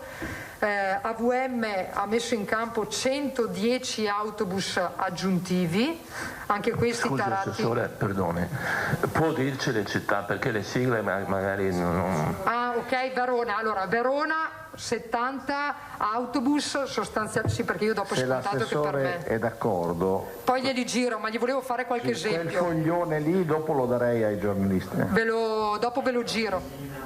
L'ho fatto, sì, ve la integro, perché le aziende di trasporto, le aziende di trasporto mi hanno mandato qualche dato in più che nella tabellina che hanno fatto non c'è, però a Verona 330 corse, 370 corse in più sostanzialmente, con un 50% di servizio e 70 persone a terra. A Venezia abbiamo il Veneto orientale, 5 autobus aggiuntivi, a CTV e arriva tra entrambe le aziende abbiamo 110 autobus aggiuntivi. Abbiamo Bus Italia a Padova, abbiamo sostanzialmente 100 autobus più o meno aggiuntivi, 100-110 autobus aggiuntivi, abbiamo 188 corse in più a Padova e 16 corse in più a Rovigo, anche questo tarato al 50%. Poi abbiamo Garbellini, che fa servizio sempre a Rovigo, ha messo 10 autobus in più sono 18 corse. Comunque anche Garbellini mi diceva servizio tarato già per il 75% di servizio, invece Bus Italia fa la città e la maggior parte della città di Padova e la maggior parte di città di Padova, provincia di Padova e buona parte del Rodigino sempre al 50%. Dolomiti Bus ha tarato il servizio al 75% con 33 corse aggiuntive, gli autobus sono 18 e hanno fatto 33 corse aggiuntive. Anche Treviso e Vicenza hanno tarato il servizio al 60%. MOM a Treviso ha messo in campo 27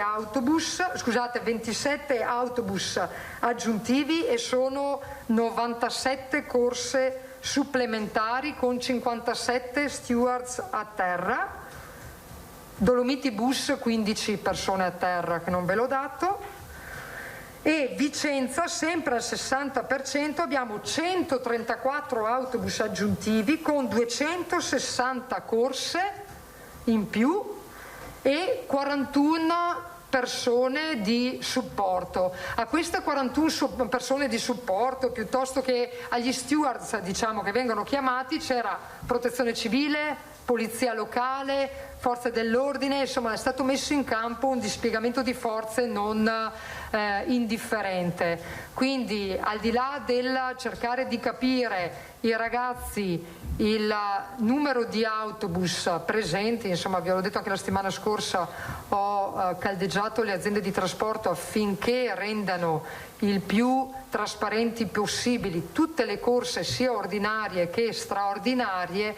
Vediamo come va l'uscita da scuola e poi insomma vediamo se c'è qualcosa da tarare, però insomma mi diceva il prefetto Zappalorto ad esempio che anche lui oggi farà delle verifiche, insomma faceva delle verifiche all'uscita, però di fatto diciamo che il dimensionamento ha dato risposta. Bisogna vedere anche quanti studenti oggi magari sono stati accompagnati a scuola dai genitori, perché la domanda deve anche stabilizzarsi nei prossimi giorni, perché non è detto che la domanda sarà quella di oggi, potrebbe subire delle modifiche, perché potrebbe anche essere che magari i primi giorni ci sia più di qualche genitore che preferisce portare a scuola i figli. Comunque diciamo un esito positivo.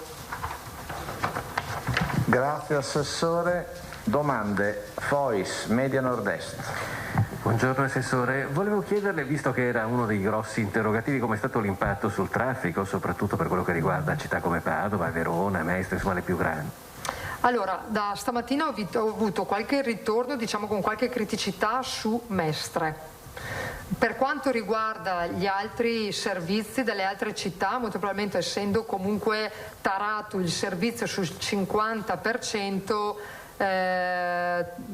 eccessive criticità non ce ne sono state rilevate. Certo bisognerà vedere, ed è proprio lì che si deve fare la prova, nel momento in cui il servizio verrà tarato al 75%, voglio dire autobus in più, vuol dire corse in più, e quindi potrebbe essere, se oggi grandi criticità non si sono avute, bisogna vedere che cosa succederà col 75%. Quindi a Mestre ci sono state code proprio perché c'era questa fila di autobus a una certa ora? Sì, mi dice, ho parlato con il direttore di ACTV, mi diceva che hanno avuto qualche... l'importante è che i ragazzi arrivino in orario a scuola, però molto probabilmente hanno avuto qualche ritardo in arrivo degli autobus. Altre domande? Bonet, poi Filippo Tosato. Sì, solo per sgombrare, siccome in rete stanno già circolando foto di fermate affollate e anche alle redazioni stanno arrivando segnalazioni, cioè mi pare di capire che si tratterebbe secondo lei di casi sporadici, molto puntuali, allora, non un fenomeno diffuso. Sì, ma bisogna che capiamo, cioè fermate alla stazione a Verona piuttosto che la stazione a Padova, cioè è difficile che non abbia l'affollamento degli studenti, capiamoci. L'importante è che tengano le mascherine, sono all'aperto, mantengano le distanze, poi se 500 studenti devono prendere gli autobus per tornare a casa, non è che li possiamo tenere distribuiti per la città e portarli in stazione, quindi sicuramente ci saranno presenze massicce di studenti, l'importante è che stiano lontani. Vi ricordo che a Verona, poi mettendo a confronto le varie province, vediamo dove è stato più efficace il sistema ed eventualmente si corregge.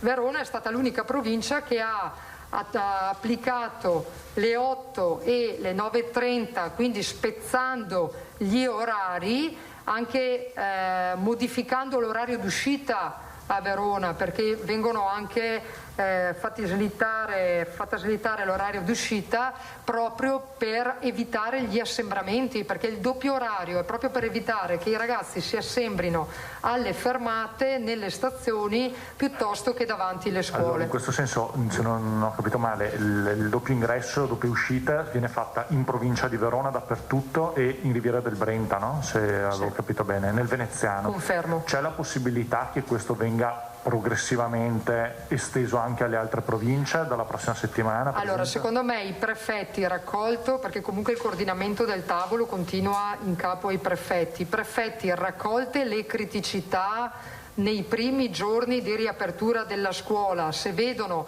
che comunque gli assembramenti o comunque il numero di studenti in giro è gestibile, si può continuare con un'unica entrata e un'unica uscita. Se questo comincia a diventare problematico, potrebbero optare per la doppia entrata e lo sfasamento nell'uscita. Ovvio che ci vuole la collaborazione da parte di tutti, però se mi fanno una foto di un assembramento in stazione a Padova, in stazione a Mestre, in stazione a Verona, comunque nella stazione principale al momento dell'uscita da scuola, cioè qualcuno mi dovrebbe spiegare come facciamo a non dire che non ci siano tanti studenti e non ci sia l'assembramento. L'importante è che ci sia la mascherina e che ci siano le distanze. Quello è assolutamente fondamentale. Filippo, Tosato, Martino. No, è soltanto un dettaglio, Assessore, se ne ha conoscenza, perché non è che possa monitorare ogni centimetro. In generale l'orario d'ingresso è stato rispettato, cioè i ragazzi, gli studenti sono riusciti ad arrivare puntuali? Sì, guardate, ho parlato con tutte le aziende di trasporto, vi dico non ho avuto, dopo non so se per caso c'è stato qualche corsa che è arrivata in ritardo a causa del traffico, ma vedete che solo con i servizi aggiuntivi stiamo parlando di centinaia e centinaia di corse in più rispetto alle centinaia di corse che già ci sono nell'orario normale, però non ho avuto ritorni. Tenete presente che non ho avuto ritorni 3 ore dopo l'apertura della scuola, quindi cerchiamo un attimo di capire anche nei prossimi giorni. Io continuerò, sì, anche il primo giorno, io continuerò a monitorare e a sentire le aziende di trasporto, a confrontarmi, bene o male mi confronto con il prefetto Zappalorto, perché coordina tutti i prefetti a livello regionale per tenere un po' monitorata la situazione. Non ho avuto, non so voi se avete avuto ritorni voi di ritardi nell'entrata a scuola, ma io non ho avuto segnalazioni di tal genere. Grazie. Altre domande? Assessore De Berti? Mi pare di no, vi ringrazio, ci sentiamo domani. Grazie mille. Adesso vi mando la tabellina. Grazie. Giusto, Assessore? Sì.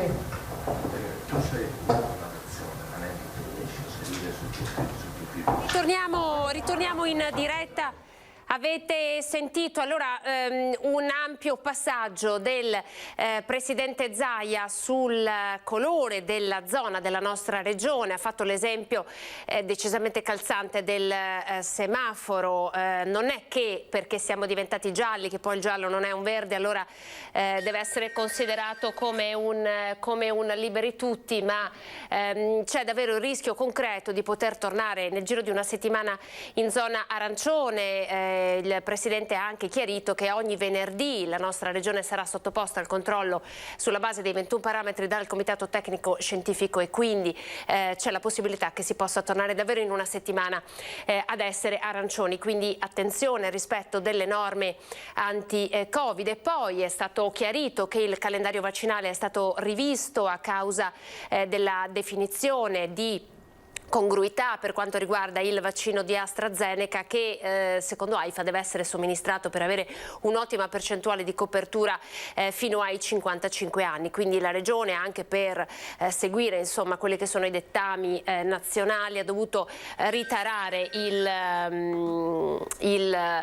calendario vaccinale partendo dal 1941, quindi dagli ottantenni andando in su per tornare poi a completamento di questo primo ciclo con i nati nel 1945, quindi i 75 anni. Ora ci fermiamo per un attimo, andiamo in pubblicità e dopo ripartiremo tornando a parlare di plasma iperimmune con la dottoressa Veronesi.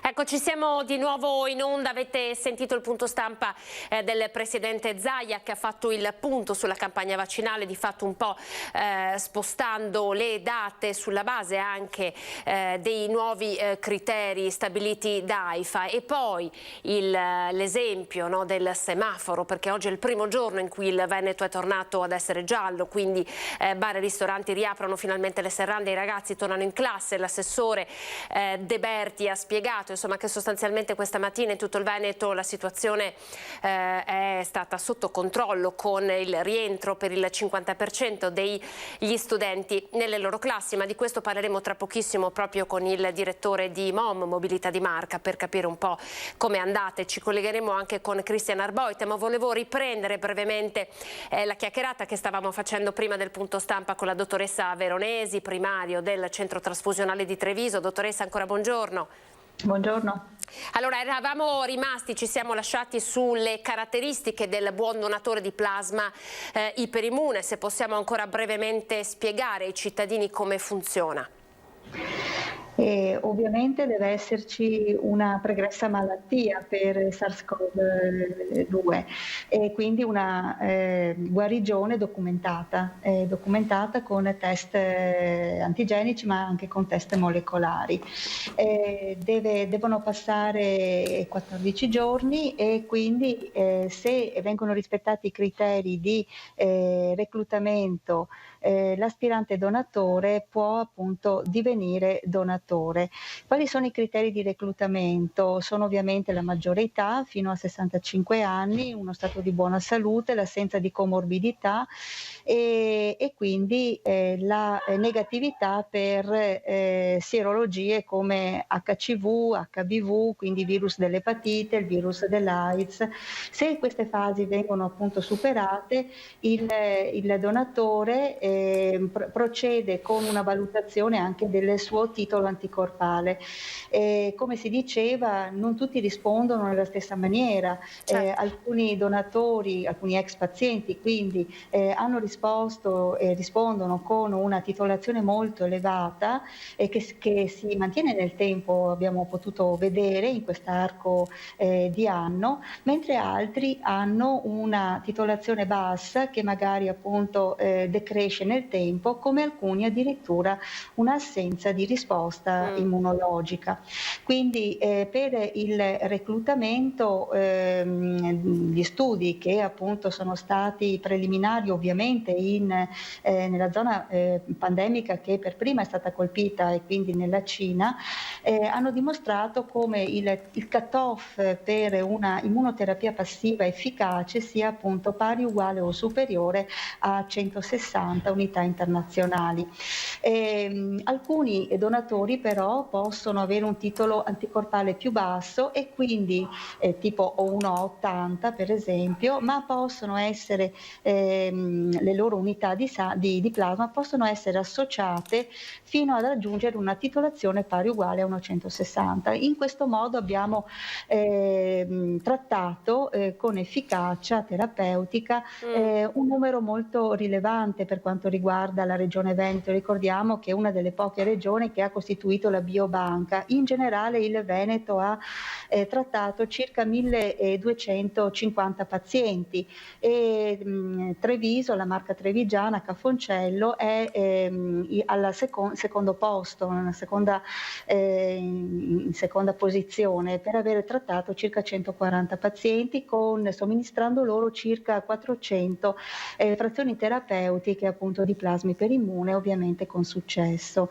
Ora, l'immunoterapia passiva è nota da tempo, anche già si praticava nell'era pre-antibiotica ed è stato uno dei trattamenti antinfettivi più importanti ed è ancora uno dei pilastri.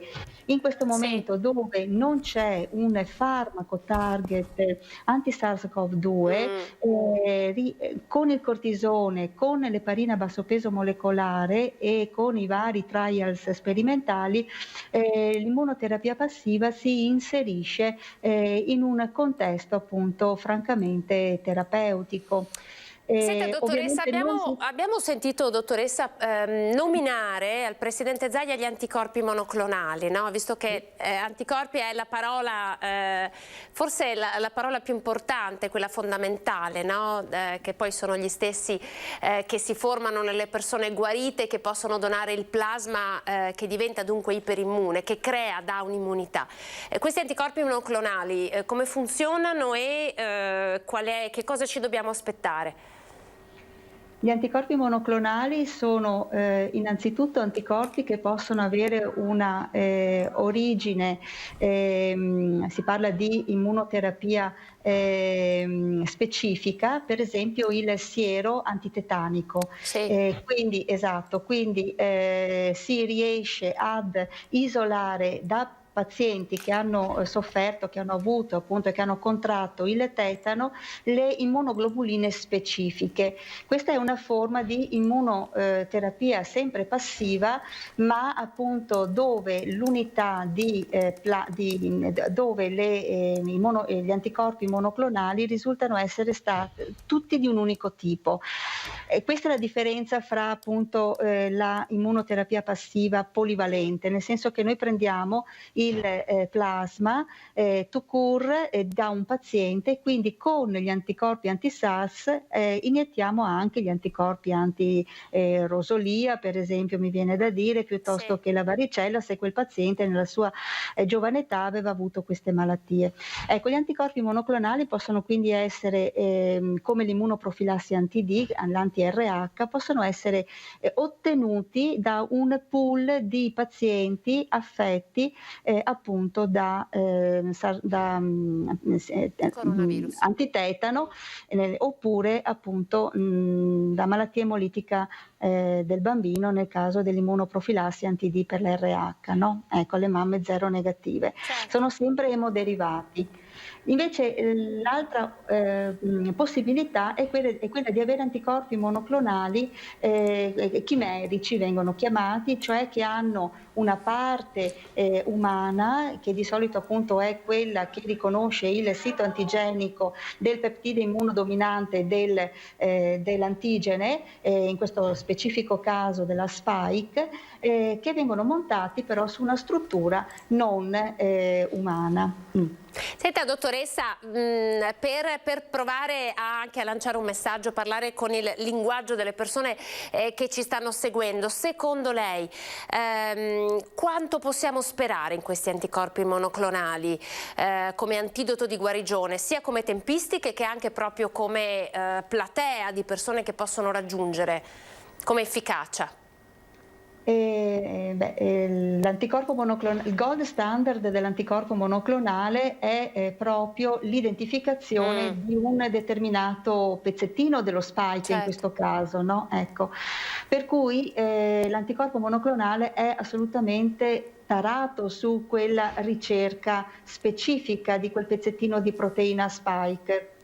È fondamentale quindi trovare un anticorpo monoclonale che riesca a coprire tutta la struttura, la maggior parte della struttura, proprio per evitare anche fenomeni di delezioni delle varianti, per esempio, Certo. perché ecco, e quindi ha copertura appunto anche delle varianti. Ovviamente l'impatto è assolutamente, una volta che è superata la fase dei trials, è una terapia che è il gold standard alla fine, quindi che può essere applicata ovviamente ad un ampio spettro di pazienti. Diciamo che però con i vaccini questa terapia potrebbe essere in gran parte, come dire, l'uso di questa terapia è ridotto, perché il numero dei pazienti dovrebbe essere verosimilmente ridotto grazie all'immunità di gregge e grazie soprattutto alla copertura e all'immunostimolazione che questi vaccini, indipendentemente da come sono costruiti, anti-SARS riescono a dare. Grazie dottoressa, grazie anche per aver accettato di ricollegarsi con noi, ma insomma volevamo un pochino completare il ragionamento. Congratulazioni alla sua equipe e ovviamente un grazie anche ai cittadini, come giustamente ha anticipato lei proprio all'inizio del nostro collegamento, che continuano a donare per fare in modo che questa macchina possa continuare a marciare e andare di buona lena, insomma, ad essere un tassello in più nella battaglia contro il coronavirus. Grazie dottoressa Veronesi. Grazie a voi. Buona giornata, buon lavoro.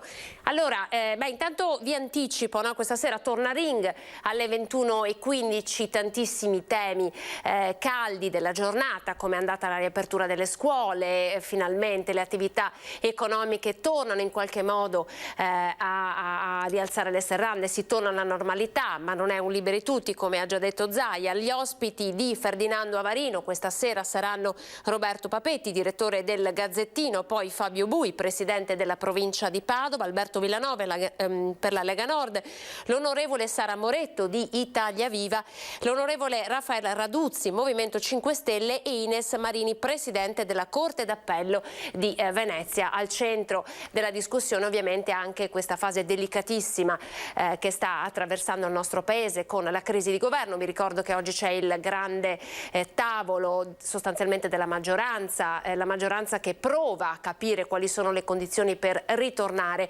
insieme, il tavolo convocato da Fico. E poi ci sono ancora tante decisioni, bisognerà decidere che cosa fare con tutti gli altri settori del paese che in questo momento sono fermi, il turismo, gli sci, lo sci e tutto il settore legato al wellness, alle palestre. Quindi questo governo davvero è chiamato a prendere ancora nuove decisioni, ma già stiamo vedendo che la campagna vaccinale insomma, sta dimostrando qualche difficoltà, non in Veneto fortunatamente, ma abbiamo visto che in Lazio non ci si riesce a prenotare, la chiamata agli ottantenni non è partita, insomma il governo, ci sono delle difficoltà, e di questo vogliamo parlare con Nicola Palumbo, consulente aziendale, che si è collegato in questo momento. Buongiorno Nicola. Salve, buongiorno a lei, buongiorno a tutti. Allora, ha visto una campagna vaccinale che sta rischiando di fare cilecca. In alcune regioni d'Italia ci sono già dei problemi che sono evidenti. Com'è possibile che ancora regioni a diverse velocità, nonostante la regia sia sempre comunque nazionale? Ma allora, quello è credo tipico della specificità dell'area. La sanità è di competenza regionale, quindi ci sta che ci siano delle diverse velocità tra regioni. Ciò che preoccupa un po' non è tanto il fatto di non essere così veloci, è il fatto che il vaccino stenta a giungere nelle quantità giuste, nelle quantità che prevedeva il contratto. E quindi questo impone chiaramente un nuovo piano che possa tenere conto di tutte le nuove situazioni che purtroppo si stanno verificando. In questo senso io spero che ci sia la capacità, la voglia, l'impegno di contattare l'azienda che sta conducendo la produzione, ovvero sia Pfizer, e chiedere una licenza per iniziare a produrre anche in Italia. In questo senso leggo con preoccupazione o anche con non comprensione la scelta di investire tanti soldi in un vaccino italiano che sarà pronto a ottobre, quando si spera che si sia tutti un pochino più tranquilli da un punto di vista sanitario, e invece non destinare alcuna risorsa a una produzione più rapida in Italia, chiedendo appunto quella licenza che altri stanno già ottenendo. Oggi abbiamo bisogno di vaccinare. Chiaramente io non sono un medico, quindi mi fermo chiaramente all'aspetto di gestione organizzativa, non posso entrare in campi che non sono quelli miei. Però quello che vedo è quello famoso collo di bottiglia in produzione che rallenta e che rende tutto molto più complesso.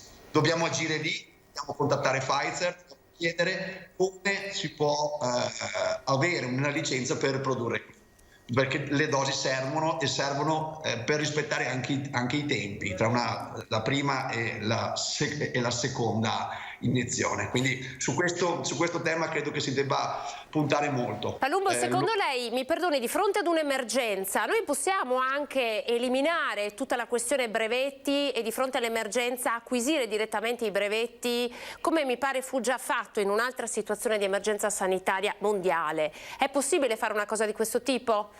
Sì, è possibile. Chiaramente qui bisognerebbe leggere come sono stati depositati, perché questo è un campo molto specifico che impone estrema attenzione per il diritto del produttore. Quindi io su questo sarei cauto, però possiamo parlarne, cioè contattare Pfizer e dire: scusate signori, cosa serve per iniziare una collaborazione? Lo sta facendo Sanofi, lo stanno facendo altri, quindi tentare questa strada è senza dubbio una cosa che andrebbe fatta, perché non possiamo nel modo più totale permetterci. Ci fermiamo un attimo, Nicola, mi perdoni, abbiamo uno spot ministeriale, tra 30 secondi siamo da lei. Prego.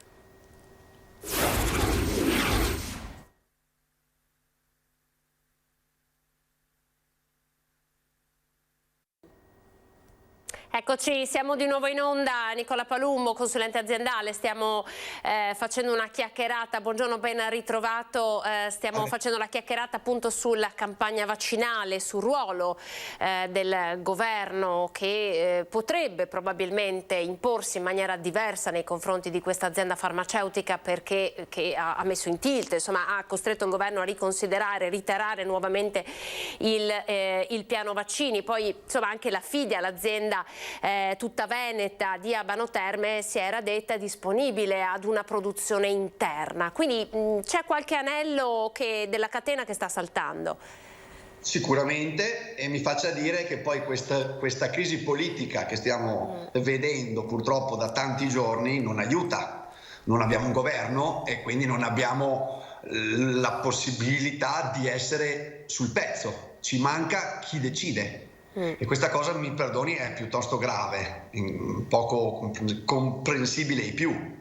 Noi abbiamo un'emergenza economica enorme, sanitaria altrettanto grave, forse ancora di più, e a livello politico ci si permette di andare in crisi. Non abbiamo un governo, non abbiamo un premier, non possiamo svolgere niente che non siano attività correnti, quindi anche queste idee, che noi possiamo parlarne oggi con assoluto buonsenso, non possono essere portate avanti. Cioè tutto è fermo, bloccato da una situazione politica che francamente io non ho parole per descriverla, perché siamo fermi, l'Italia è ferma. Senta, uno dei motivi del contendere di questa crisi di governo è stata anche la figura, che ora è sempre più discussa, del commissario Arcuri. Pare che insomma il commissario Arcuri abbia non speso bene, cioè non sia stato un commissario all'altezza del suo ruolo. Lei ha anche ampiamente criticato, no? la spesa per quanto riguarda i banchi a rotelle, che poi evidentemente insomma tutti i nodi sono venuti al pettine. Lei ha fatto anche un calcolo, no, di quante sono le attività sul nostro territorio tra bar e ristorante, soldi che loro non sono arrivati ma sono andati ai banchi a rotelle. Conferma insomma questo? Sì, io ovviamente non ho conoscenza del super commissario Arcuri, che magari è persona estremamente capace, quindi però in questa situazione ha troppi incarichi e penso che le persone abbiano un limite umano. Oltre un certo limite non debbano avere incarichi. Sarebbe anche interessante capire perché vengono dati così tanti ruoli, così tanti incarichi, obiettivi ad una sola persona. Sarebbe un fatto che prima o dopo andrebbe messo sotto un faro. I banchi, lei diceva bene prima, ma sono stati spesi questi soldi che non sono pochi, 1 miliardo non è poco in Italia, soprattutto perché non è che ne abbiamo tanti di soldi da poter spendere, ed è stato fatto questo investimento per riaprire le nostre scuole. È stato proprio detto questo: abbiamo questi banchi, renderemo più moderne le nostre aule e saremo pronti per riaprire le scuole. Le scuole sono rimaste chiuse, non è per forza colpa italiana perché tutto il mondo ha le scuole chiuse, ma la notizia purtroppo è che questi banchi sono totalmente inutili, non servono a nulla. Ora, noi avremmo potuto spenderli per tante cose. Io ieri sera ho fatto un calcolo, perché in Italia ci sono 150.000 bar e con questi soldi avremmo potuto dare 6.600 euro per ogni bar, ma è un esempio, ce ne possono essere 100.000 che riguardano palestre, che riguardano altri settori. Ma sempre parlando di voci di spesa relativa al mondo scuola, perché non spenderli per una sanificazione precisa? In Italia abbiamo aziende che sono leader nella sanificazione, ci sono strumenti estremamente precisi e che possono cambiare il passo del nostro futuro all'interno delle nostre scuole. Approfittare di questa esigenza per investire lì probabilmente avrebbe prodotto qualche risultato in più. Oggi noi riapriamo le nostre scuole, quindi bene dal punto di vista così dei nostri giovani, ma avranno gli stessi banchi, la stessa aria, perché non abbiamo dei sanificatori seri, e abbiamo però perso 1 miliardo. Ora, se l'Italia può consentire che si buttino via in questa maniera i nostri soldi, io non lo so, cioè è veramente, sono scelte che sarebbe giusto capire come vengono prese, sulla base di quali analisi, di quali processi decisionali e di quali obiettivi.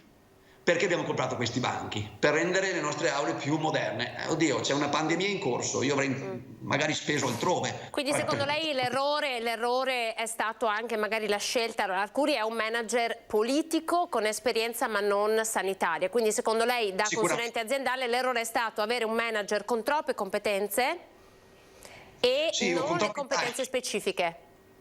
Con troppi incarichi, cioè sempre Arcuri deve salvare l'Ilva con Invitalia, sempre Arcuri ha messo dei soldi per un vaccino italiano, sempre Arcuri al piano scuola, sempre Arcuri al piano vaccinale, e Arcuri quante cose fa? Cioè dobbiamo capire perché in Italia c'è solo lui, non ci sono altre teste in giro, non abbiamo altri manager bravi, non abbiamo altre competenze. Allora uno pensa male, no? Pensa che forse la scelta è stata presa sulla base di un accordo politico che sta molto bene Arcuri lì perché fa piacere ad alcuni dal punto di vista politico, e quindi non mi meraviglia che una delle cose che fa tenere tutto fermo in questa crisi, di questa disputa tra Italia Viva e Giuseppe Conte, è proprio la figura del supercommissario Arcuri, che non viene ritenuto più una persona all'altezza. Ora io non lo so. Senta, un altro dei nodi l'abbiamo... Palumbo, un altro dei nodi, approfittiamo della sua presenza perché ci interessa molto capire, un altro dei nodi sui quali insomma questo governo sta discutendo, gli alleati stanno discutendo, è il nodo del MEF, cioè il Ministero dell'Economia. Gualtieri sostenuto dagli industriali, altri che non lo vogliono, Italia Viva che non lo vuole. Perché fa così discutere secondo lei questo ministro e che cosa non sta funzionando? Allora, Gualtieri senza dubbio è una persona che è stata investita di un ruolo molto importante in una fase in cui quel ministero è ancora più importante rispetto al passato. Tenere l'Italia in piedi in questa fase non è facile, quindi dobbiamo anche riconoscere un credito a un ministro che senza dubbio si è trovato un disastro. Io non lo conosco, ho visto quello che ha fatto chiaramente in questa fase emergenziale, alcune cose le ho trovate giuste, altre cose no, non lo ritengo tra quelli peggiori, non mi sembra la persona peggiore in quella compagine, per cui se si ripartisse con lui non lo troverei uno scandalo, probabilmente anche qui sono logiche politiche, bisogna capire perché Gualtieri è lì, chi ha consigliato Gualtieri, cioè noi non dobbiamo pensare che quando si forma un governo ci siano delle scelte basate sul curriculum o su competenze, assolutamente no, ci sono accordi in piedi, forse lì serviva un tecnico area PD, prendiamo lui. È quello che fa tanto arrabbiare gli italiani questa cosa, però, il fatto che non sono scelte, esatto, quindi con la stessa logica per cui vieni messo lì per un accordo politico, quando quell'accordo politico salta, quella persona non serve più e quindi va cambiata e va messo al suo posto un'altra persona che magari è frutto di un altro accordo politico. Cioè non funziona come in un'azienda. In un'azienda di solito, anche se lì ci sono delle eccezioni, si assume in base al curriculum e si cerca di dare valore alle persone, chi è meritevole può emergere. In politica è molto dura. Ci sono accordi dove spesso emerge chi competente non è. Di Gualtieri io non posso parlare male perché alcune iniziative secondo me sono state giuste, altre sono state annunciate in maniera troppo, come dire, ampia rispetto a quello che poi hanno portato. Ricorderà forse, mi pare verso maggio, quando si parlò della come si chiama, del 600 miliardi messi a disposizione degli italiani, che quando in realtà erano solo garanzie date alle banche per poter agevolare i prestiti, ma presentate in quella maniera lì hanno portato a pensare che saremmo stati inondati di denaro, di soldi, esatto. Quindi quelle scelte sono scelte sbagliate, perché non si può dire questo, cioè chiunque avesse un minimo di contatto economico ha subito inteso che quelle non erano delle cifre giuste, che potevano essere vere. Quindi, però guardi, su questo tema io credo che serva una riflessione a medio termine, cioè noi adesso dobbiamo uscire da questa crisi, capiremo cosa faranno, ma dobbiamo iniziare a pensare che quando vediamo una persona che decide per noi, che sia un ministro, un sindaco, un assessore, questa persona deve davvero essere rappresentante della parte migliore dell'Italia, e invece troppo spesso ci sono persone che rappresentano degli accordi di pochi, certo, e poi succedono pasticci che non vanno bene. Cioè io non metto becco, lei ha citato Arcuri, io Arcuri cioè lo vedo che fa tutto, certo, me lo immagino. Lei sta chiarendo che Arcuri è inserito all'interno di una diatriba politica, mentre in questo momento il nostro paese ha bisogno di competenze, no? Come avviene in azienda, se sei competente l'azienda funziona, altrimenti non funziona. Probabilmente il problema è che nessuno ha paura che lo Stato crolli, nel senso c'è una crisi di governo, si passa e via. Il problema è che in Italia facciamo debito e nessuno lo paga mai. In un'azienda, se fai troppo debito, prima o poi qualcosa capita. In Italia, se uno sbaglia, dopo 3, 4 anni, 5 anni se ne va a casa, prende il suo posto un altro e può sempre dire non sono stato io, è stato quello che c'era prima, e questo debito cresce da tanti anni ormai e non è mai colpa di nessuno. In azienda questo non succede. Non succede, le posso dire che non succede, perché quell'azienda se non adempie ai propri obblighi, prima o poi qualcosa capita, un'istanza, un qualcosa capita. Grazie Nicola Palumbo, consulente aziendale, per questo quadro, insomma, che abbiamo provato a disegnare assieme della situazione attuale. Grazie. Grazie, arrivederci. Allora, tra pochissimo apriremo la pagina dedicata alla scuola con il nostro Christian Arboit, che questa mattina puntuale con la prima campanella era sull'autobus per vedere com'è la situazione, poi con MOM e intanto pubblicità e previsione del tempo.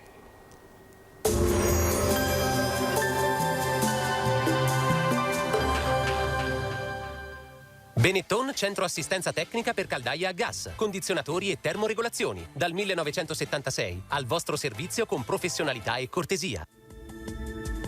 Bentrovati al meteo. Pressione in graduale aumento al nord. Il mese di febbraio inizia all'insegna di un tempo decisamente più stabile sul nostro territorio. Vediamo insieme il dettaglio di lunedì.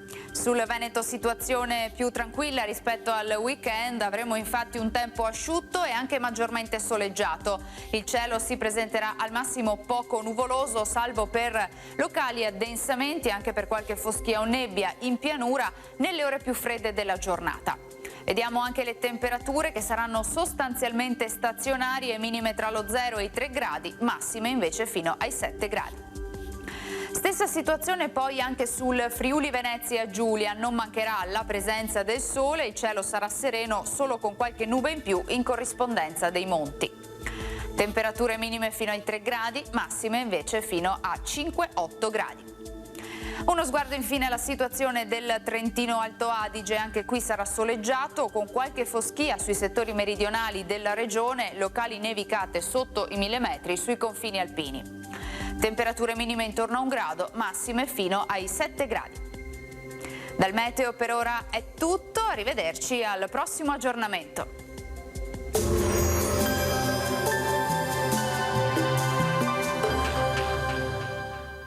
Benetton, centro assistenza tecnica per caldaia a gas, condizionatori e termoregolazioni. Dal 1976, al vostro servizio con professionalità e cortesia.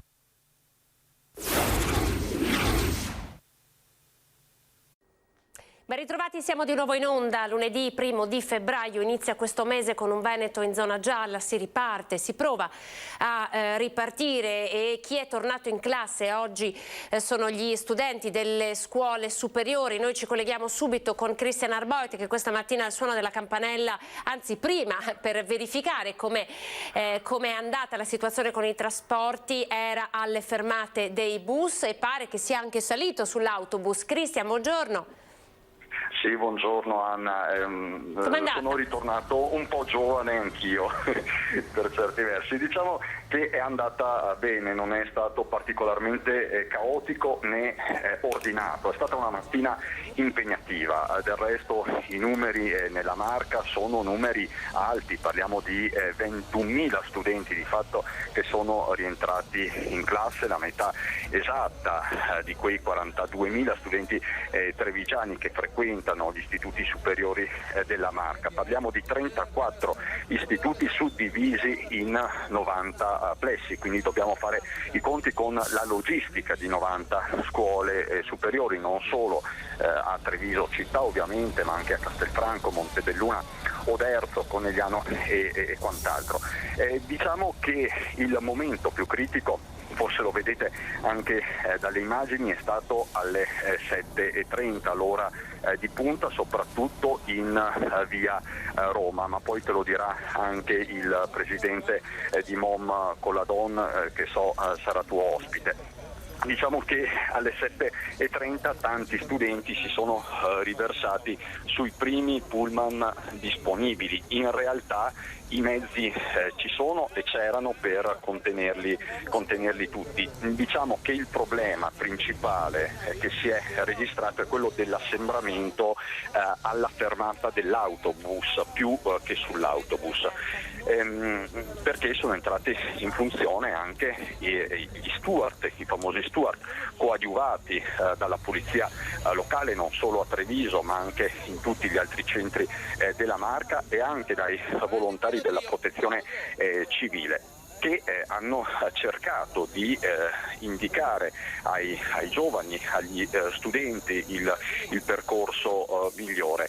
Lo snodo principale è quello appunto tra via Roma e il piazzale sotto il cavalcavia della stazione, per intenderci, dove ci sono i bus navetta per il polo scolastico di Viale Europa. Sono salito anche su uno di questi mezzi con il presidente della provincia Marcon e oggettivamente c'è da sottolineare un fatto: un conto è quello che si percepisce all'esterno dei pullman, un altro è invece il dato effettivo, il dato matematico, perché un bus, soprattutto del trasporto urbano, riempito al 50% dà già l'impressione di essere un mezzo pieno. Questa è la realtà. Per il resto l'umore degli studenti era più che positivo. Ho visto tanta voglia di rientrare in classe, sono stato anche al Mazzotti all'interno delle aule, la didattica a distanza è ovviamente al 50%, 50-50 con quella in presenza, e quindi questa è la nuova normalità per i 42.000 studenti delle scuole superiori trevigiane. E mi dice il collega Nicola Marcato che non ci sono stati particolari disagi al momento del rientro a casa, quindi nella fascia tra le 12.30 e le 13.30, quindi diciamo che non ci sono stati disagi particolari. Un solo episodio, e chiudo, questa mattina alle 7.30, ma te lo dirà anche il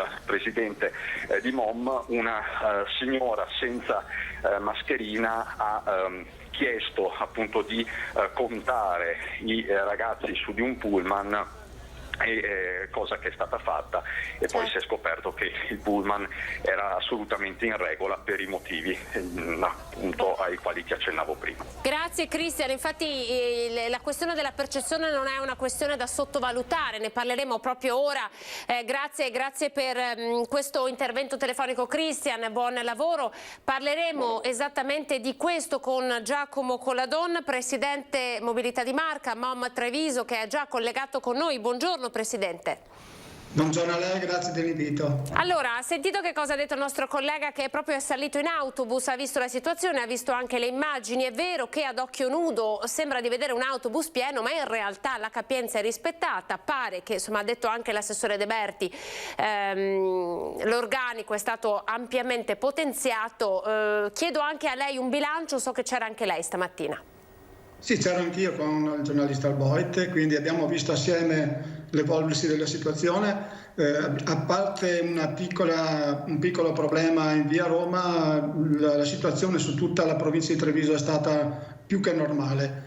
Noi avevamo potenziato il nostro servizio con 27 autobus aggiuntivi, pur essendo in didattica in presenza al 50%, quindi le nostre corse sono più di 100 circa, e avevamo circa 57 steward su tutto il territorio delle province di Treviso. Ci sono piccole cose ancora da correggere, domani le correggeremo. Comunque il problema che è stato evidenziato e che abbiamo visto anche questa mattina è la percezione. La percezione da un autobus pieno, in realtà nessun autobus della nostra azienda ha avuto un carico maggiore del 50%. Questo ad occhio così si vede un autobus che sembra strapieno, invece in realtà non è così. Senta, allora lo sforzo è stato grande, la pianificazione è stata ampia, perché insomma sono mesi che lavorate a questo piano, quindi lei è soddisfatto? Io sono soddisfatto, abbiamo fatto un piano già pronto per il 7 di gennaio, quindi dobbiamo ringraziare anche il prefetto che si è adoperato molto nell'organizzazione, anche ai dirigenti scolastici sia regionale che territoriale, e quindi le cose è andata bene. Io so anche che nelle altre province la situazione è stata di normalità. Devo dire che nella nostra provincia, soprattutto nel servizio urbano, abbiamo un servizio sovradimensionato rispetto alle necessità, appunto per il potenziamento di mezzi che abbiamo messo in più rispetto a quelli normali. Ecco, come verrà rimodulata questa formazione nel corso di queste settimane? Cioè, possiamo pensare che questa formazione, diciamo questa squadra in campo lo sarà fino a giugno, oppure si aggiusterà in corsa? No, si aggiusterà in corsa. Le prime 3 settimane ci sarà una didattica in presenza al 50%. Dalla quarta settimana la didattica arriverà al 75%, e questo cosa vuol dire per noi? Vuol dire immettere altri 100 autobus in più, che ovviamente abbiamo quasi intercettato, ingaggiato da parte dei privati, e questo alla quarta settimana avranno proprio un potenziale massimo sul servizio di trasporto pubblico. Avremo il 75% di ragazzi che saranno in presenza, e quello sarà il momento decisivo per capire come andrà anche il trasporto pubblico nella nostra provincia. Secondo lei è possibile, visto che lei insomma è l'uomo dei numeri, sa benissimo com'è la situazione, è possibile far tornare in classe tutti? Cioè parliamo di un 100% in presenza, è realistico? Secondo le potenzialità dei mezzi che sono a disposizione, in questo momento no, non credo che si possa fare. Ricordo che i 120 mezzi che abbiamo messi a disposizione sono quasi il massimo che abbiamo potuto trovare all'interno della nostra provincia. Il problema è un problema oggettivo di distanziamento e finché non sarà terminata questa pandemia abbiamo di grossi problemi per garantire il 100%. Voi avete fatto un grande sforzo, so che insomma anche questo weekend, domenica, la biglietteria era aperta per poter permettere anche il rinnovo degli abbonamenti, perché poi oltre al prendere ed andare a scuola c'è anche tutta una macchina dietro, no? Sicuramente sì. Il problema è che le famiglie non erano ovviamente a conoscenza dell'inizio delle scuole, dei tempi anche della didattica in presenza. Abbiamo raggiunto un buon numero di abbonamenti, considerato che all'inizio erano molto pochi, adesso abbiamo più del 50% di abbonati. Questo vuol dire che le famiglie si fidano di MOM e devo ringraziare le famiglie che quindi hanno rinnovato l'abbonamento dei loro figli. Senta, allora in ultima battuta, lei domani tornerà sul campo per verificare la situazione, questa prima settimana di Veneto in zona gialla, che cosa si augura e anche insomma si può lanciare anche lei un messaggio per le famiglie di questi ragazzi che hanno tanto atteso questo ritorno in classe? Allora, devo dire che questa mattina i ragazzi erano ordinati, avevano tutti la mascherina e questo è un fatto positivo. Io domani sarò ancora presente, quindi vedremo la situazione. Credo che la situazione sarà almeno per 3 settimane quella che abbiamo visto anche oggi.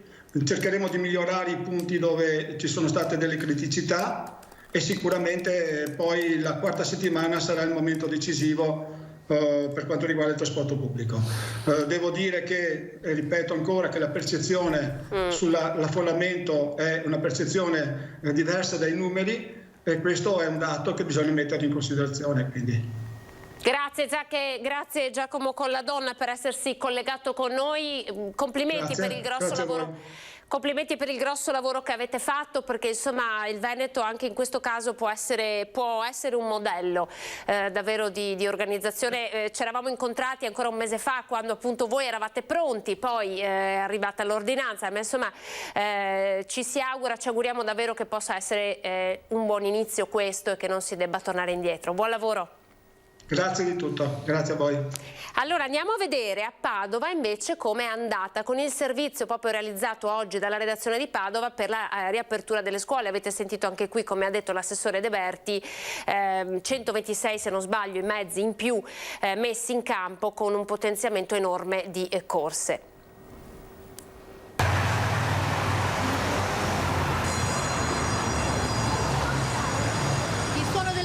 Gli studenti non lo sentivano da fine ottobre, quando con l'aumento dei contagi le scuole superiori erano state Stefano, ma si chiama Tiziano. Si era tornati a fare didattica a distanza. Quindi questa non mattina guardare per il la nome. metà degli studenti padovani è tornata in classe. Ecco la situazione davanti a uno dei poli scolastici più grandi di Padova, l'istituto Marconi. Zaino in spalla, anche l'altra volta aveva avuto difficoltà. Lei compagna di Ansa intanto per fumare una sigaretta. All'esterno il personale ATA e la preside vigilano. Sì, eventualmente se non c'è mandiamo crisi lavoratori spettacolo. Gran parte degli studenti è arrivata in bus. Ecco com'è andata. Crisi lavoratori tutto spettacolo. Ordinato, tranquillo, nessun problema. Per Samuele questo è l'ultimo anno, per lui è importante rivedere compagni l'ho girato a Renato. Diciamo che in presenza si ascolta non riesco a far tutto, ragazzi. si capisce di più. Sono mancati i tuoi compagni di classe? Vabbè, quello sì, però comunque venendo qua per i laboratori qualcosa, li trovavo alcuni, poi gruppo di classe tranquillamente si iscriveva, videochiamata ogni tanto, però vederli fisicamente è diverso. Anche Matteo, studente di quinta, è felice. Tornare in classe è importante in vista della maturità, anche se ci sono ancora tante incertezze. Quest'anno è un anno particolare e si spera in una ripresa, sia per l'apprendimento, anche perché noi siamo in quinta, abbiamo gli esami di Stato. Speriamo che sia un esame di Stato fattibile e che ci diano informazioni al più presto, insomma. In cortile la preside saluta i suoi ragazzi, il loro comportamento deve essere responsabile, devono essere ligi nell'uso della mascherina. Mi dicono che non si sente il servizio. La usavano poco, quindi adesso l'idea di tornare e utilizzarla quotidianamente non sarà facile, però questo è il nostro compito, la loro esuberanza va un attimo non controllata ma gestita, ecco, preferisco dire così.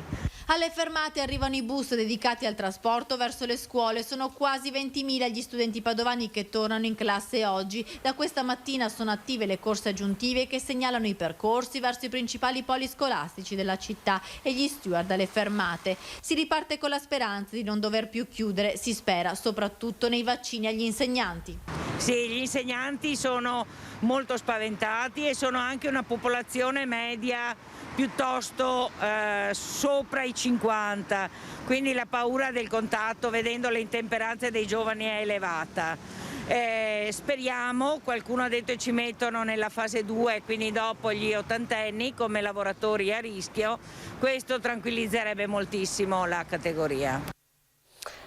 Allora, dalla scuola, rimaniamo a scuola, per la questione dei banchi a rotelle è arrivata una nota della Regione Veneto con l'assessore Donazzan, vi leggo la notizia ANSA, la Regione del Veneto ha dato il via ad una ricognizione sul numero, utilizzo ed eventuali danni posturali da banchi a rotelle. La segnalazione di problemi con i banchi a rotelle era stata fatta da esponenti sindacali, come riferiscono fonti della dirigenza scolastica regionale, confermate da Donazzan nei giorni scorsi in vista della ripresa. Oggi delle elezioni alle superiori in presenza al 50%. In quell'occasione i sindacati avevano parlato di ipotetici danni posturali e la notizia che è comparsa l'anticipazione del Corriere del Veneto per il quale i banchi a rotelle, per i quali si è speso tantissimo, sarebbero stati accantonati proprio perché creano dei danni posturali e quindi del mal di schiena. Allora, avete sentito, questo è il focus sulla scuola. Noi adesso ci colleghiamo con il direttore di Veneto Lavoro, Tiziano Barone, che è con noi. Lo ringraziamo per averci atteso perché vogliamo fare anche il punto proprio nella giornata in cui il Veneto riparte da zona gialla, il punto sul saldo delle assunzioni, perché poi sappiamo anche che c'è, almeno finché il governo non risolve questa impasse, c'è anche lo sblocco dei licenziamenti che potrebbe partire al 31 di marzo. Allora, direttore, com'è la situazione del lavoro in Veneto? Che cosa può significare questo ritorno in area gialla per il Veneto? Buongiorno a tutti. Devo dire che il passaggio ad una zona di maggiore attività aiuterà a riattivarsi dell'occupazione, almeno per quanto riguarda l'area che ha sofferto di più, che è quella dei contratti a tempo determinato. Di che settori stiamo parlando? Beh, in particolare nel corso del 2020 i settori che hanno più sofferto sono stati chiaramente il turismo, il commercio, e parliamo complessivamente di una riduzione per quanto riguarda il Veneto dal punto di vista dei saldi, cioè delle entrate e delle uscite, di 11.000 posizioni in meno. Ma noi abbiamo fatto un conto spannometrico rispetto al numero di occupati medi, in particolare gli occupati legati ai tempi determinati, quindi al lavoro a termine, con un valore di riduzione di meno 38.000 persone che non hanno lavorato quest'anno rispetto agli anni precedenti. Che destino, cioè che cosa è previsto per queste persone? Cioè in che modo possono essere riassorbite adesso dal mercato del lavoro? E quindi anche se ci stessero ascoltando in questo momento, lei come direttore di Veneto Lavoro, che cosa consiglierebbe loro?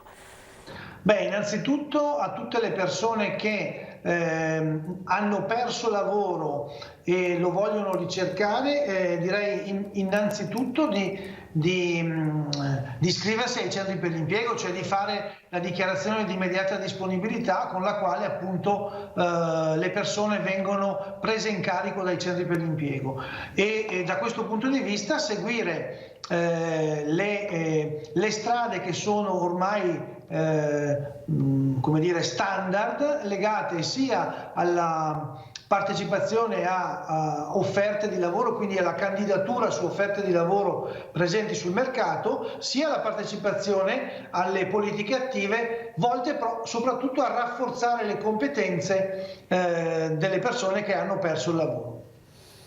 Senta, direttore, Sostanzialmente voi state facendo una fotografia ora della situazione, ma che cosa potrebbe succedere?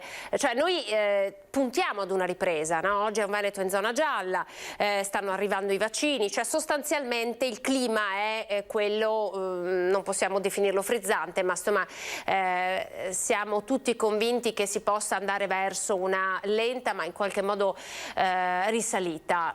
Che cosa ne pensa lei? E se non fosse così, che cosa potrebbe succedere al mercato del lavoro? Beh, diciamo che in questo momento il mercato del lavoro come l'economia dipendono da condizioni esterne, quindi dalla pandemia, e in questa fase storica la ripresa dipende moltissimo da come procede la vaccinazione. Questo è un punto chiave. Certamente, come è successo nelle crisi dal 2008 al 2014 e poi il percorso 2014-2019, le crisi fanno cambiare anche le modalità di spesa. Tenete conto che in questo momento noi abbiamo un risparmio nei conti correnti delle imprese e delle persone di circa 120 miliardi dati Banca d'Italia, divisi 50 e 50 tra conti correnti delle persone e conti correnti delle imprese. È evidente che con la ripresa bisognerà valutare e verificare se sono cambiati i modelli di spesa delle famiglie. E quanto questa crisi di governo può impattare, sta impattando secondo lei?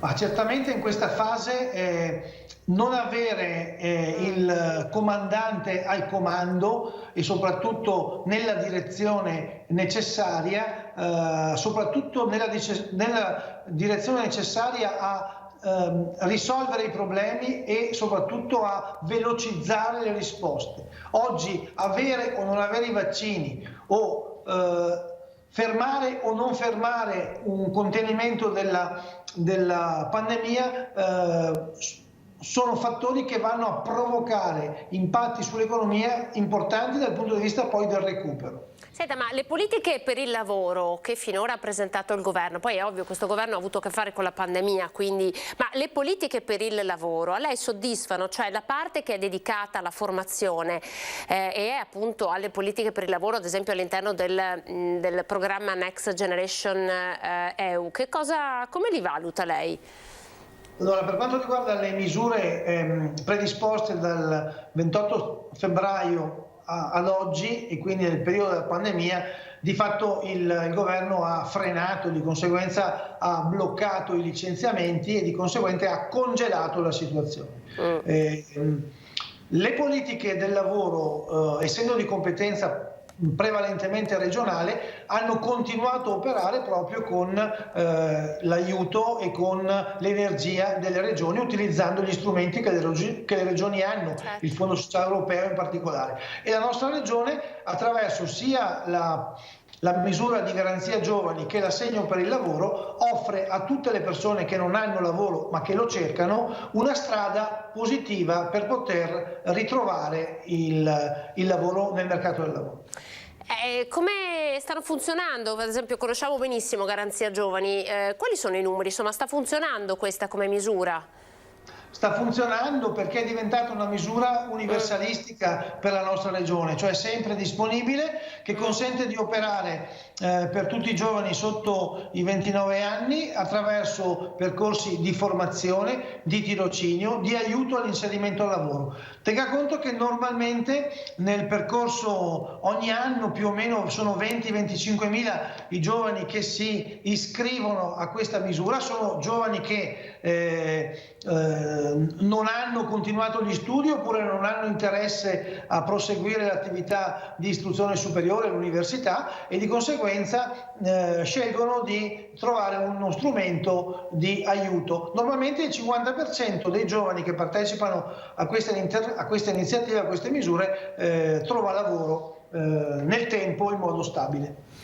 Secondo lei i nuovi settori del futuro, no? Tutti quelli legati all'economia sostenibile e quelli per ai quali insomma, il governo ha scelto di dare priorità, anche l'internazionalizzazione, tutta la partita legata alla tecnologia e all'informatizzazione, secondo lei sono davvero i nuovi settori? Possiamo pensare che anche a queste posizioni lavorative saranno destinati più fondi da parte dell'Europa?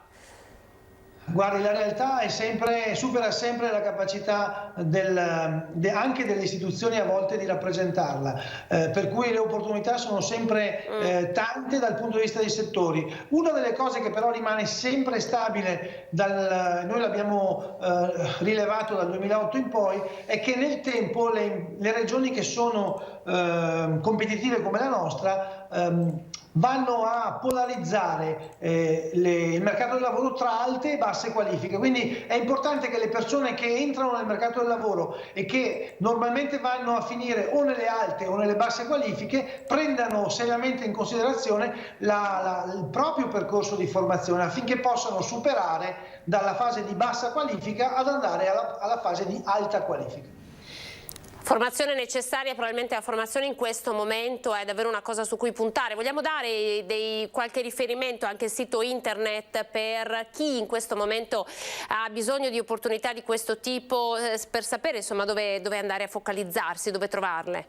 Certo, allora per quanto riguarda la formazione, quella finanziata dalle risorse regionali, il sito di riferimento è www.clicklavorovveneto.it, dove si possono trovare tutte le iniziative formative in corso e quindi ci si può fare un'idea di quello che c'è a disposizione e insieme ai centri per l'impiego si può facilmente incrociare gli operatori che sono in grado di rendere praticabile l'attività.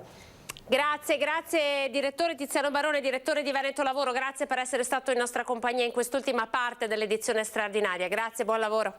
Grazie a voi, arrivederci. Allora, noi abbiamo terminato, avete sentito, abbiamo parlato di molte cose. Veneto in zona gialla, questo è il primo giorno, faremo un bilancio nei nostri notiziari di questa sera, alle 18:30 TG del Veneto, 19 l'edizione veneziana e poi 19:30 l'edizione trevigiana. Noi abbiamo terminato, grazie per essere stati in nostra compagnia, arrivederci.